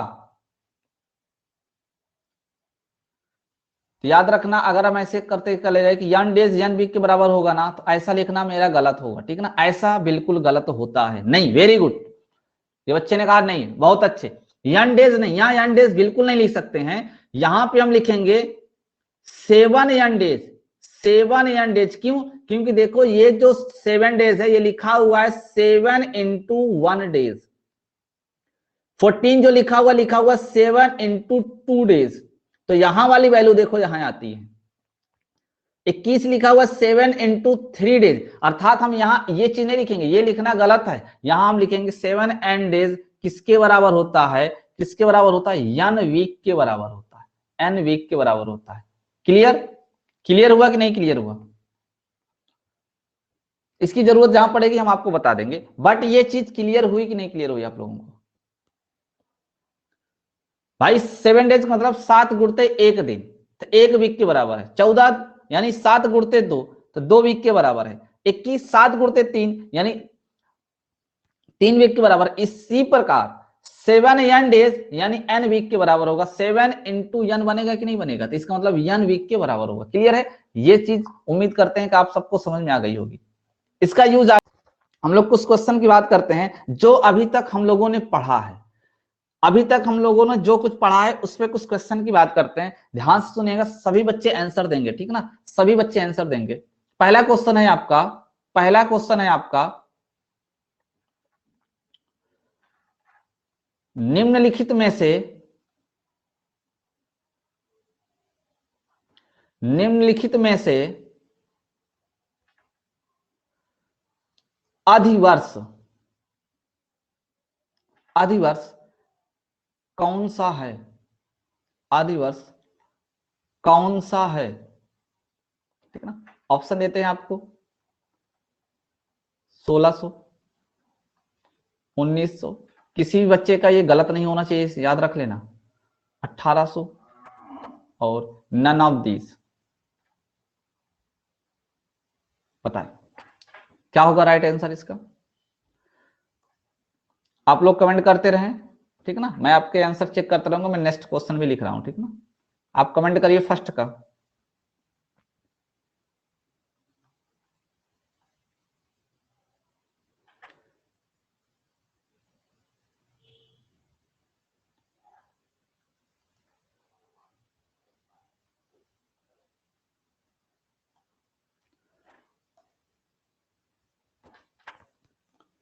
सिक्सटीन, 16, 16, वेरी गुड, सभी का आंसर सही है, बहुत अच्छे। क्या होगा भाई 16? देखिए सब शताब्दी वर्ष है, तो इसमें हमें 400 से भाग देना पड़ेगा, 4 से नहीं, बस यही चीज आपको चेक करनी है। 4 से नहीं भाग करेंगे, बल्कि किससे भाग करेंगे, 400 से। क्यों? क्योंकि ये शताब्दी वर्ष है, ठीक है ना। नेक्स्ट क्वेश्चन,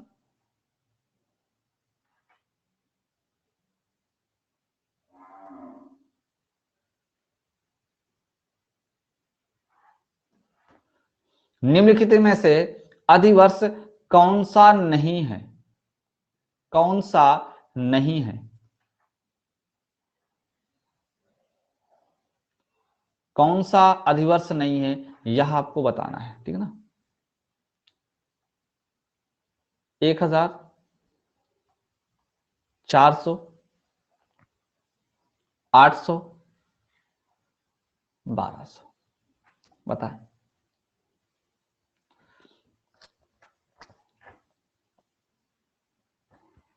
फटाफट कमेंट करें सब लोग।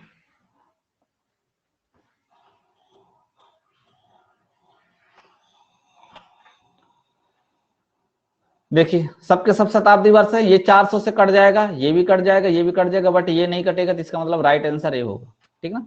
राइट आंसर क्या होगा भाई? ए होगा। क्लियर है ना? राइट आंसर क्या होगा? ए होगा। राइट आंसर क्या होगा? ए होगा। Okay, next.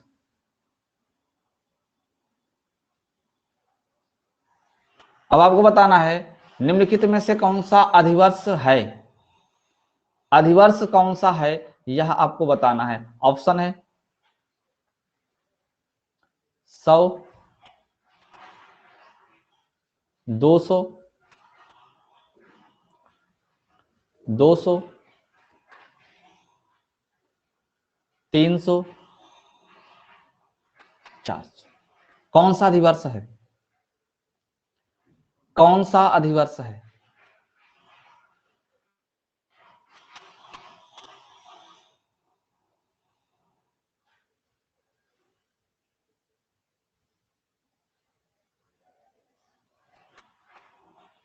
सभी के आंसर डी आ रहे हैं, बहुत बढ़िया, बहुत अच्छे। क्या होगा? डी। ये 400 से नहीं कटेगा, ये नहीं कटेगा, ये नहीं कटेगा, ठीक है ना। बहुत अच्छे।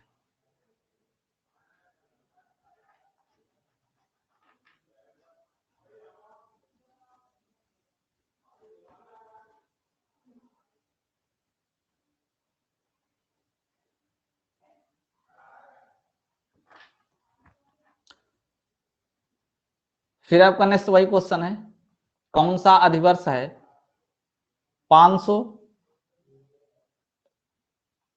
600, 700,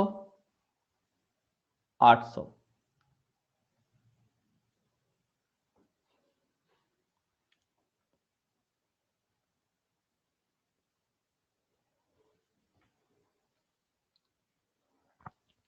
ठीक है, सबके आंसर सही है, ऑप्शन नंबर डी। सभी के आंसर सही है, option number D is the correct answer. Next question, कौन सा अधिवर्ष नहीं है ये बताना है आपको, ठीक ना। कौन सा अधिवर्ष नहीं है ये बताना है। 2020, 2016, 2017, नन ऑफ दीज।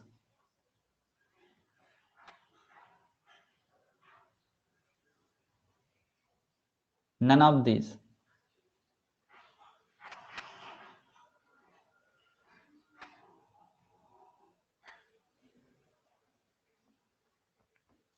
बहुत अच्छा। राइट आंसर क्या होगा? Option number C. Right answer क्या होगा? Option number C. Option number C 4 से नहीं कटेगा। ऑप्शन नंबर सी 4 से नहीं कटेगा। ओके, चलो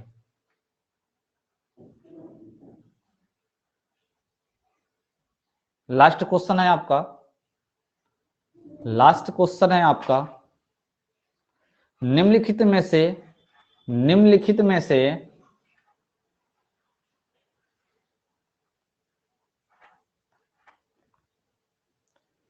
किस वर्ष में, निम्नलिखित में से किस वर्ष में फरवरी महीने में, फरवरी महीने में 29 दिन, 29 दिन नहीं होते हैं, नहीं होते हैं। निम्नलिखित में से किस वर्ष में किस वर्ष में फरवरी महीने में 29 दिन नहीं होते हैं, ये आपको बताना है। 2000 में, 2016 में, 1996 में या 1966 में। कौन से वर्ष के फरवरी में 29 दिन नहीं होता, ये आपको बताना है।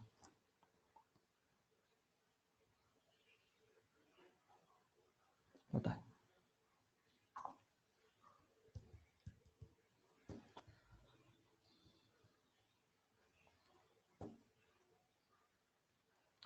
बहुत अच्छे, बहुत बढ़िया। क्या होगा राइट आंसर?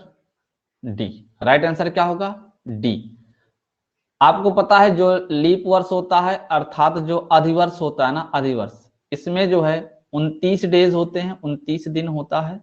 और जो आपके साधारण वर्ष होते हैं, सिंपल ईयर होते हैं ना, सिंपल ईयर होते हैं, उसमें आपका 28 डेज होता है। ये चीज आपको पता है। इसमें ये लीप ईयर है, ये लीप ईयर है, ये लीप ईयर, बट ये वाला नहीं है, तो इसका मतलब राइट आंसर होगा 1966। क्लियर है? क्लियर है? चलिए, अब आपके सामने वो क्वेश्चन आ गया जिसकी मैं चर्चा क्लास स्टार्ट होने से पहले कर रहा था। ध्यान से कॉन्सेप्ट को समझना। ये क्वेश्चन एग्जाम में बहुत ज्यादा पूछा जाता है, इस टाइप के प्रश्न बहुत ज्यादा पूछे जाते हैं, और ऐसे प्रश्न को बहुत सारे बच्चे गलत भी करके आते हैं, बहुत सारे बच्चे गलत भी करके आते हैं, कंफ्यूजन होती है। ठीक है ना? ध्यान से सुनना मेरी बात को, ठीक ना? ध्यान से मेरी बातों को सुनना, एक एक बात को ध्यान से सुनना। एक बात बताइए भाई, आज मैं लिखा, मैंने यहां लिखा आज, आज इसको हिंदी इंग्लिश में क्या बोलते हैं? टुडे। टुडे ही बोलते हैं ना भाई, आज को टुडे ही बोलते हैं। जो हमारा आने वाला कल होता है, आने वाला कल, यानी हम जैसे लिखे इसको क्या? आगामी। क्या लिखे? आगामी कल। कॉन्सेप्ट को अच्छे से समझना, ठीक ना? आगामी कल, तो इसको हम लोग क्या बोलते हैं? इसको क्या बोलते हैं हम लोग? टुमारो।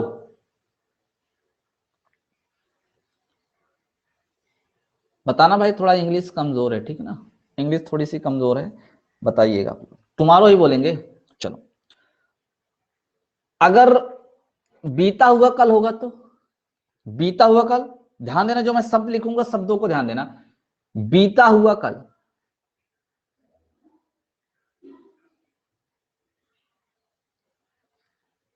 बीता हुआ कल। आपके प्रश्न में बीता हुआ कल भी लिखा सकता है, नहीं तो ज्यादातर आपको जानते हो क्या देखने को मिलेगा? गत कल। गत कल, गत का मतलब होता है बीता हुआ। आज के बाद जान लेना, गत का मतलब होता है क्या? बीता हुआ। ये चीज याद रखना, बीता हुआ, अर्थात इसको हम लोग क्या लिखेंगे? एस्टरडे। Yesterday, yesterday. क्लियर है भाई? एस्टरडे। आज से अगर हम एक दिन आगे चलते हैं तो हमें आने वाला कल मिलता है, और अगर हम एक दिन पीछे चलते हैं तो हमें बीता हुआ कल मिलता है, यानी +1 और -1। चीजों को ध्यान से सीखते चलना, +1 -1। आगे चलते हैं, यहीं पे ध्यान से देखो।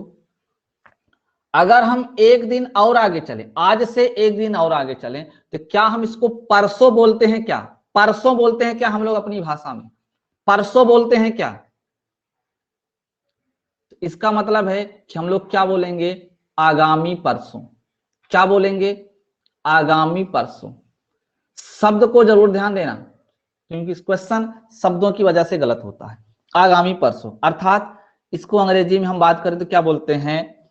डे आफ्टर टुमारो, यानी टुमारो के बाद वाला दिन। Day after tomorrow, the day after tomorrow, यही बोला जाता है भाई, द डे आफ्टर टुमारो, यही बोलते हैं, द डे आफ्टर टुमारो, यानी टुमारो के बाद वाला दिन। ठीक है ना? इसी प्रकार अगर हम बीते हुए कल से एक दिन और पहले जाएं, ठीक है ना, तो उसको हम बोलते हैं गत परसों। क्या बोलते हैं? गत परसों। गत परसों, यही बोलते हैं, गत परसों ही बोलेंगे ना भाई। और हम बात करें अंग्रेजी की, तो द डे बिफोर, पहले की बात है तो बिफोर लगाएंगे, ठीक है ना? द डे बिफोर एस्टरडे, यानी बीते हुए कल से एक दिन और पहले, बीते हुए दिन के एक दिन और पहले, ठीक ना। ये चीज सबको समझ में आई। ध्यान से देखो, अगर हम आज की तुलना आगामी परसों से करते हैं तो एक दिन और बढ़ा, यानी कुल मिला के कितने दिन बढ़ा, 2 दिन बढ़ा। ये पॉइंट समझना है। आगामी कल का मतलब प्लस 1 दिन, आगामी परसों का मतलब है प्लस 2 दिन। ये चीज याद रखना है। बाकी अब इसके बाद 3 दिन, 4 दिन, 5 दिन जो आएगा वो आपको क्वेश्चन में डायरेक्ट बोलेगा कि 3 दिन, 4 दिन, 5 दिन। क्लियर है। अगर हम आज से बीते हुए परसों पे चलते हैं, गत परसों पे चलते हैं, तो इसका मतलब है कि आज से हम कितना दिन पीछे जा रहे हैं, 2 दिन पीछे जा रहे हैं। कितने दिन पीछे जा रहे हैं, 2 दिन पीछे जा रहे हैं। ये बात सबको समझ में आएगी, नहीं समझ में आई, पहले ये बताओ। ये बात सबको समझ में आई कि नहीं आई?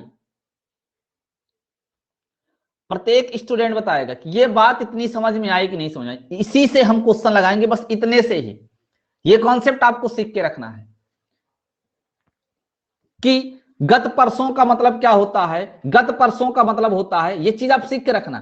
गत परसों का मतलब होता है, अगर आपको क्वेश्चन में आया गत परसों अर्थात बीता हुआ परसों, अर्थात बीता हुआ परसों, बीता हुआ परसों अगर आया, आपको बीते हुए परसों के लिए आपको ध्यान देना क्या लिखना है। बीते हुए परसों के लिए आपको क्या लिखना है, -2, ठीक है ना। अगर आपको आगामी परसों आता है, अगर आपको आगामी परसों आता है, आगामी परसों आता है, तो आगामी परसों के लिए आप क्या लिखोगे, +2 लिखोगे। क्या लिखोगे भाई, +2 लिखोगे, ठीक है ना, +2 लिखोगे। ओके। और अगर बीता हुआ कल आता है, बीता हुआ कल आता है, बीता हुआ कल आता है, तो बीता हुआ कल के लिए आप लोग क्या लिखोगे, -1। और आगामी कल आता है, आने वाला कल, आगामी कल आता है, तो आगामी कल के लिए आप लोग क्या यूज करोगे, +1। बाकी इसकी बात की बात जो रहेगी वो वैल्यू लिखी रहेगी, ठीक है ना। इतनी बात समझना है। इतनी बात समझ में आई कि नहीं समझ में आई? प्रत्येक स्टूडेंट को समझ में आ गया। गत का मतलब होता है बीता हुआ, ये चीज याद रखना। बहुत सारे बच्चों को गत का मतलब नहीं पता होता है, तो आज के बाद याद रख लेना, जिसे नहीं पता होगा गत का मतलब बीता हुआ। क्लियर है। आगे चले। अगर ये सारी चीजें आपको समझ में आ गई हो तो हम आगे चलें।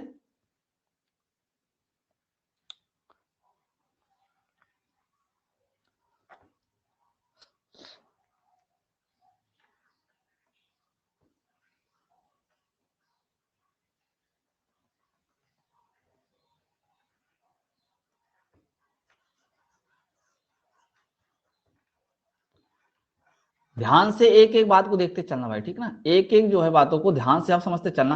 अब हम आपको एक क्वेश्चन सॉल्व करके बताते हैं, ठीक ना। एक क्वेश्चन आपको सॉल्व करके बताते हैं, फिर उसी आधार पे आपको सारे क्वेश्चन सॉल्व करने हैं, ठीक ना। क्वेश्चन बहुत घुमा फिराए जाएंगे, लेकिन आपको अपना लाइन नहीं बदलना है। जिस रास्ते पे जा रहे हो आप उसी रास्ते पे जाना है, ठीक ना। क्वेश्चन को बहुत घुमाने फिराने की कोशिश करेगा, लेकिन आपको भटकना नहीं है। आपको भटकने की जरूरत नहीं है। एक ही कॉन्सेप्ट पे ये सारे क्वेश्चन सॉल्व करेंगे, ठीक ना।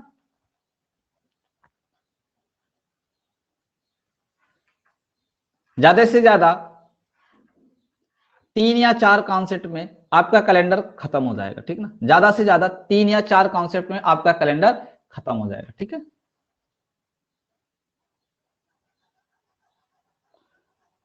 बस आपको अपना बेस बना के रखना है बस, ठीक ना। जो चीजें सिखाई जाती हैं उसको सीख रखना। एक एक छोटी से छोटी बात को आपको समझना। चले, एक क्वेश्चन मैंने लिखा, मैंने आपको एक क्वेश्चन दिया, मैंने कहा यदि, ध्यान से सुनना मेरी बात को, यदि गत परसों, यदि गत परसों, गत परसों रविवार था, यदि गत परसों रविवार था, रविवार था, तो आपको बताना है आगामी परसों, आगामी परसों, आगामी परसों कौन सा दिन होगा, आगामी परसों कौन सा दिन होगा, कौन सा दिन होगा। ऑप्शन भी आपको दे देते हैं आपकी मदद के लिए। सोमवार होगा,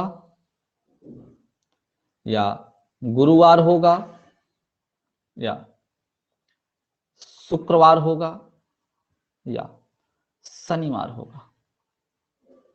ये आपको बताना है। ये आपको बताना है। प्रियू बी नंबर, बहुत बढ़िया। बी बी सबके आंसर आ रहे हैं।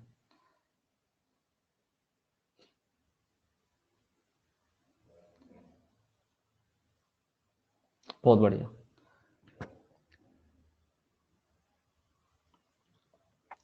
ध्यान से चीज को देखिए जरा, आप लोग ईमानदारी से बताइएगा, ठीक ना, बिल्कुल ईमानदारी, ठीक ना, पॉइंट में भी बेईमानी मत करना। देखो मेजर का गलत हो गया, ठीक ना। एक बात बताइए, क्या आप लोग क्वेश्चन को ऐसे सॉल्व करते हैं क्या? आप लोग ऐसे सॉल्व करते हैं क्या? जैसे गत परसों, तो आपने कहा कि सर ये आज हो गया, बीता हुआ कल हो गया, और ये परसों हो गया। ध्यान समझना मेरी बात को, ये परसों हो गया, तो इसी को तो बोल रहा है कि रविवार है, इसी को बोल रहा है रविवार है। हर तरीके से आपको समझाने का प्रयास करेंगे। ध्यान सुनो, रविवार है, तो ये तो क्या है, ये तो आज है, ये तो आज है। अब आज से ये बीता हुआ कल और ये परसों है। अब हम पूछा आगामी परसों, तो इसका मतलब है कि ये आगामी कल हो गया और ये आगामी परसों हो गया।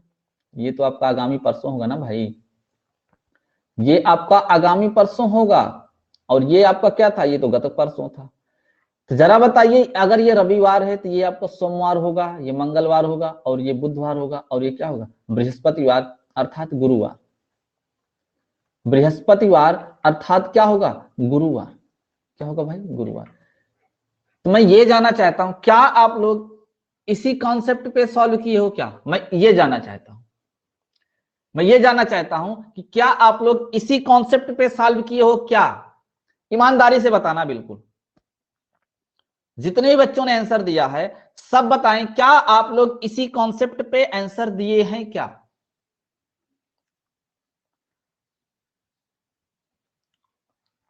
सभी लोगों ने ऐसे दिया। अब मेरी बात को ध्यान से सुने, यह तरीका गलत नहीं है, तरीका सही है, लेकिन आप लोग आगे चल के इस तरीके में कंफ्यूज हो गए 100%। वही बच्चा नहीं कंफ्यूज होगा जो ये जानता है कि हमें काउंटिंग कहां से करनी है, आज से करनी है कि आगे वाले दिन से करनी है। और आगे चल के ऐसे ऐसे क्वेश्चन आएंगे कि वो काउंटिंग करना भी आप लोग भूल जाओगे, कंफ्यूज हो जाओगे कि कैसे गिने, आज वाले दिन से करें। जब बोल देगा कि 4 दिन पहले 3 दिन बाद, तो पक्का आप लोग भूल जाओगे। सर वॉइस कट रही है, आवाज क्लियर नहीं जा रही क्या भाई? अभी क्लियर जा रही है? अभी क्लियर जा रही है?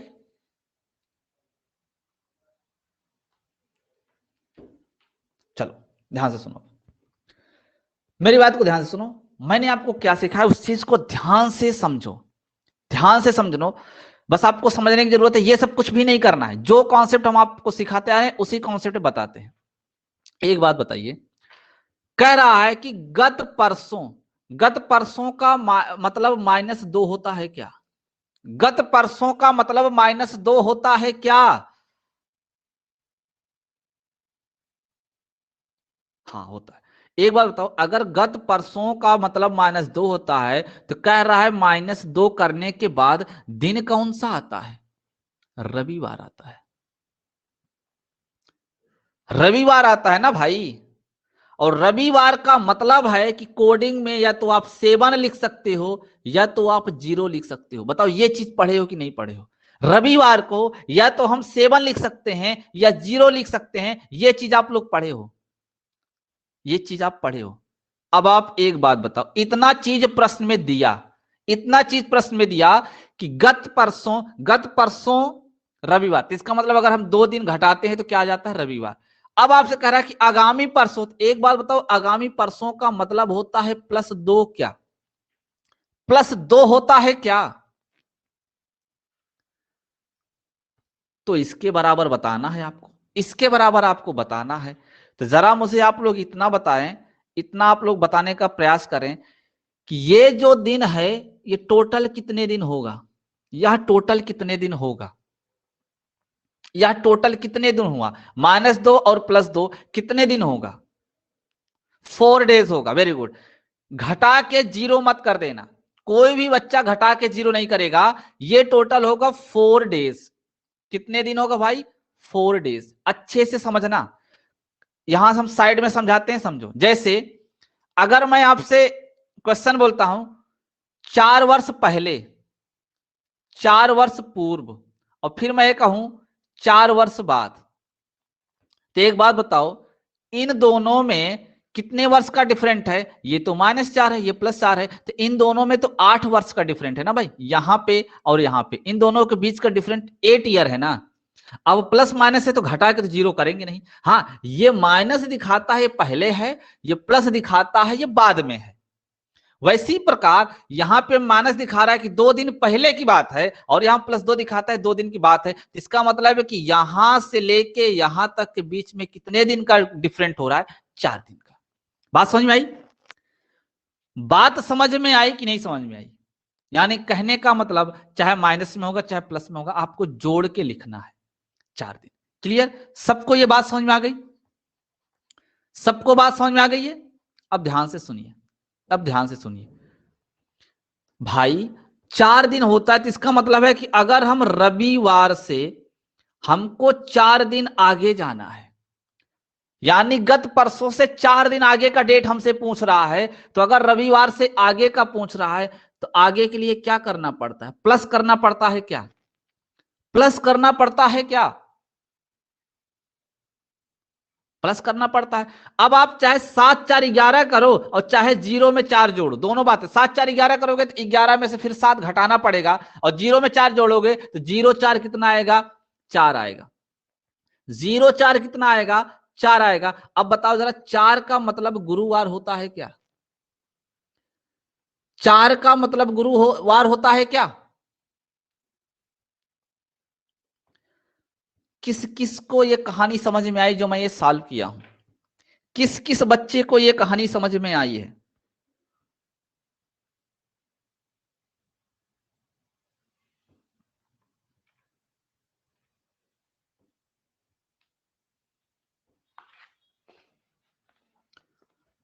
चलो एक क्वेश्चन देता हूं, एक क्वेश्चन और देता हूं, सॉल्व करो।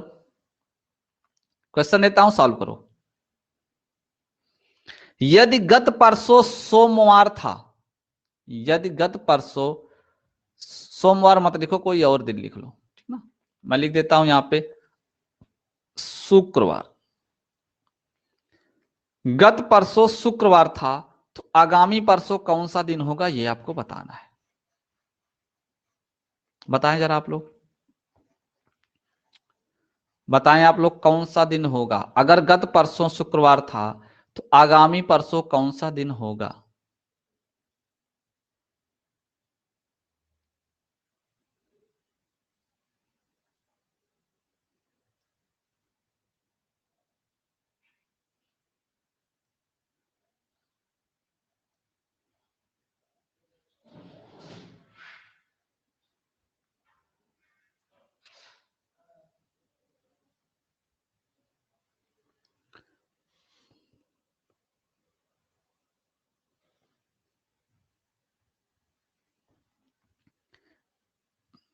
Tuesday, Tuesday.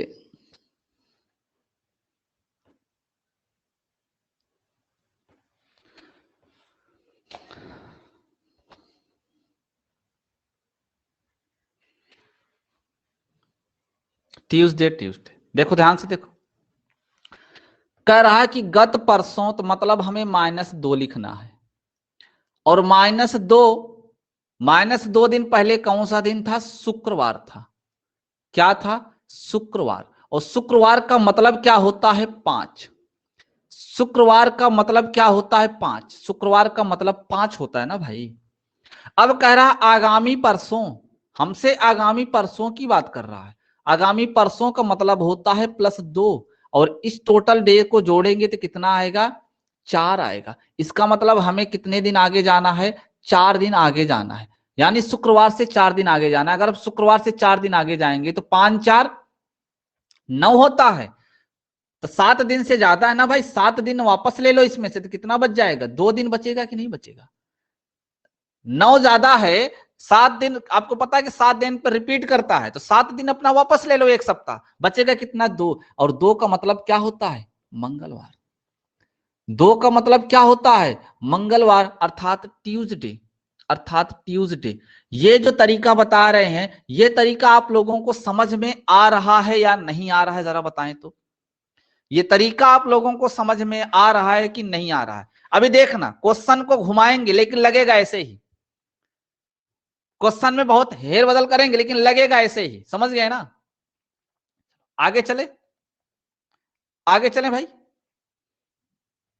आगे चलें,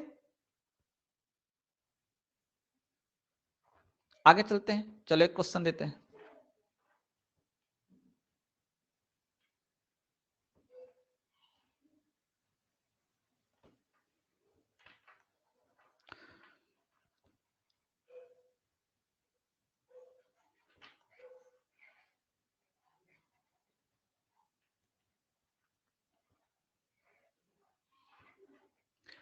क्वेश्चन है आपका, यदि बीते हुए कल के,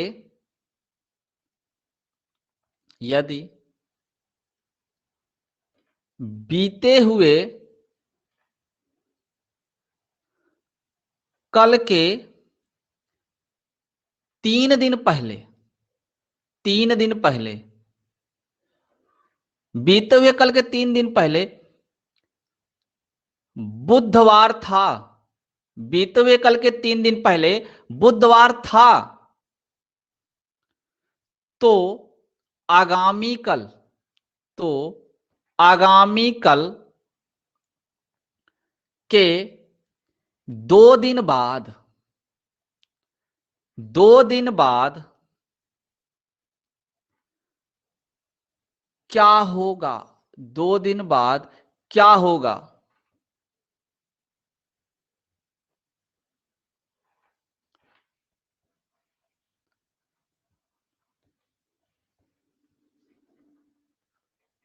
सर 19 भी तो ऐड कर सकते हैं, कर सकते हैं भाई।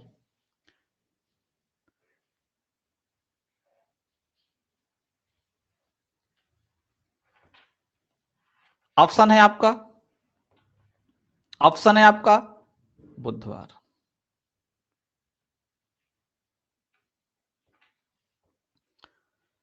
एक मिनट रुक जाइए प्लीज, ये क्वेश्चन हो जाने दीजिए, फिर आपके जो भी डाउट है उसको क्लियर करते हैं, ठीक ना? हाँ, ये क्वेश्चन कर लेते हैं फिर क्लियर करते हैं। सोमवार, शुक्रवार और मंगलवार। चलिए सब लोग आंसर दीजिए, जरा आंसर दीजिए इसका। बीते हुए कल के 3 दिन पहले बुधवार था, तो आगामी कल के 2 दिन बाद क्या होगा? आगामी कल के 2 दिन बाद क्या होगा, ये आपको बताना है, यह आपको बताना है।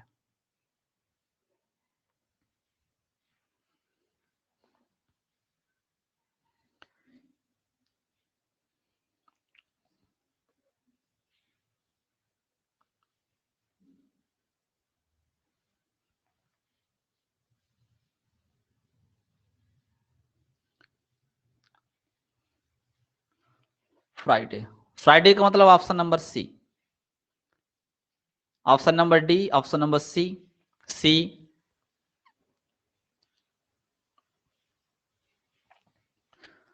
आपको बिल्कुल टेंशन लेने की जरूरत नहीं है, जितने लोग दे रहे हो सबके सब गलत दे रहे हो, ठीक ना? टेंशन तो लेना ही नहीं है। अभी एक आंसर राइट आया, वसुंधरा, वेरी गुड। ए नंबर सही होगा, करेक्ट आंसर होगा बुधवार, करेक्ट आंसर होगा बुधवार। कैसे होगा? ध्यान से, कुछ भी तो नहीं करना है मेरे भाई, कुछ भी तो नहीं करना है। एक बात बताओ, प्रश्न को अच्छे से पढ़ो, मेरी बातों को ध्यान से सुनना, मैंने क्या कहा ध्यान से सुनना आप लोग।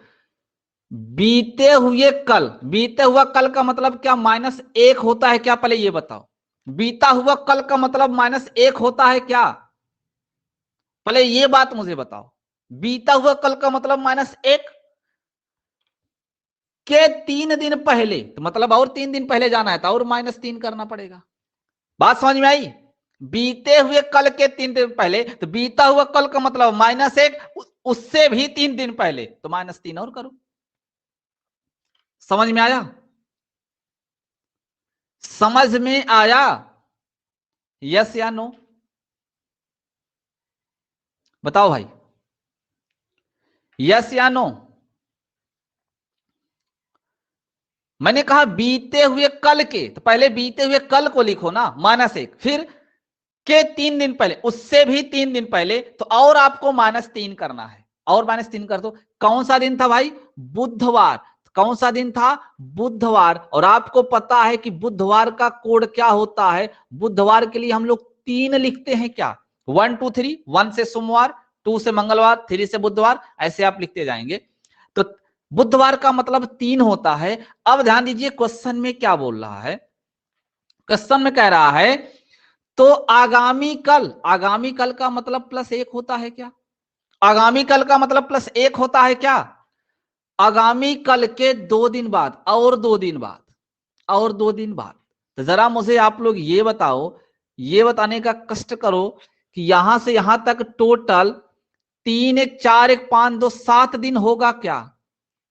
7 दिन होगा क्या? 7 दिन होगा ना भाई।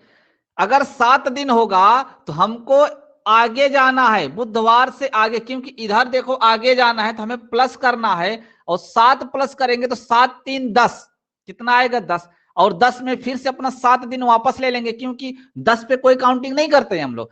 10 में 7 से भाग करेंगे तो रिमाइंडर 3 बचेगा, अर्थात 10 दिन को हम क्या लिख सकते हैं? 3 लिख सकते हैं। और 3 का मतलब वही चीज, बुधवार। वही बात, बुधवार। राइट आंसर होगा ऑप्शन नंबर ए। बताओ अब समझ में आया कि नहीं आया?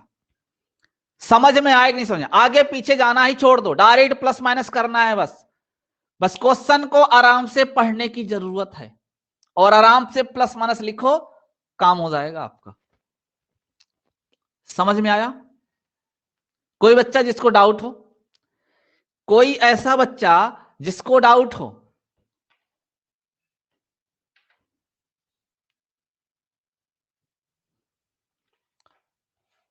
बताओ भाई।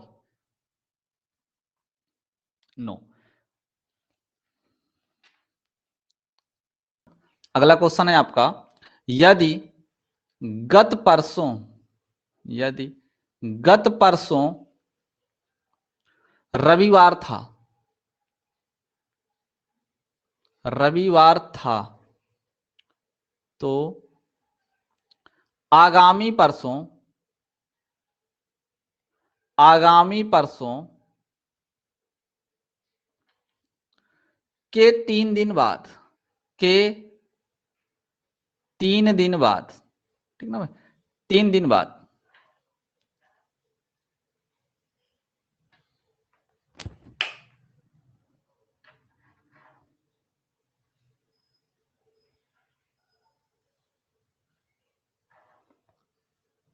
तीन सही लिख लीजिएगा आप लोग, ठीक ना? के 3 दिन बाद,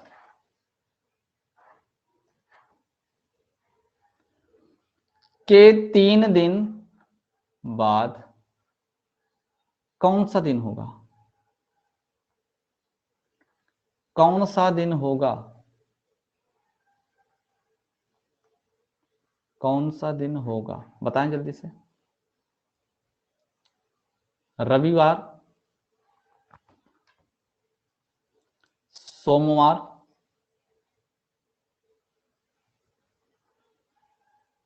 बुधवार, और डी शनिवार। बताएं सब लोग।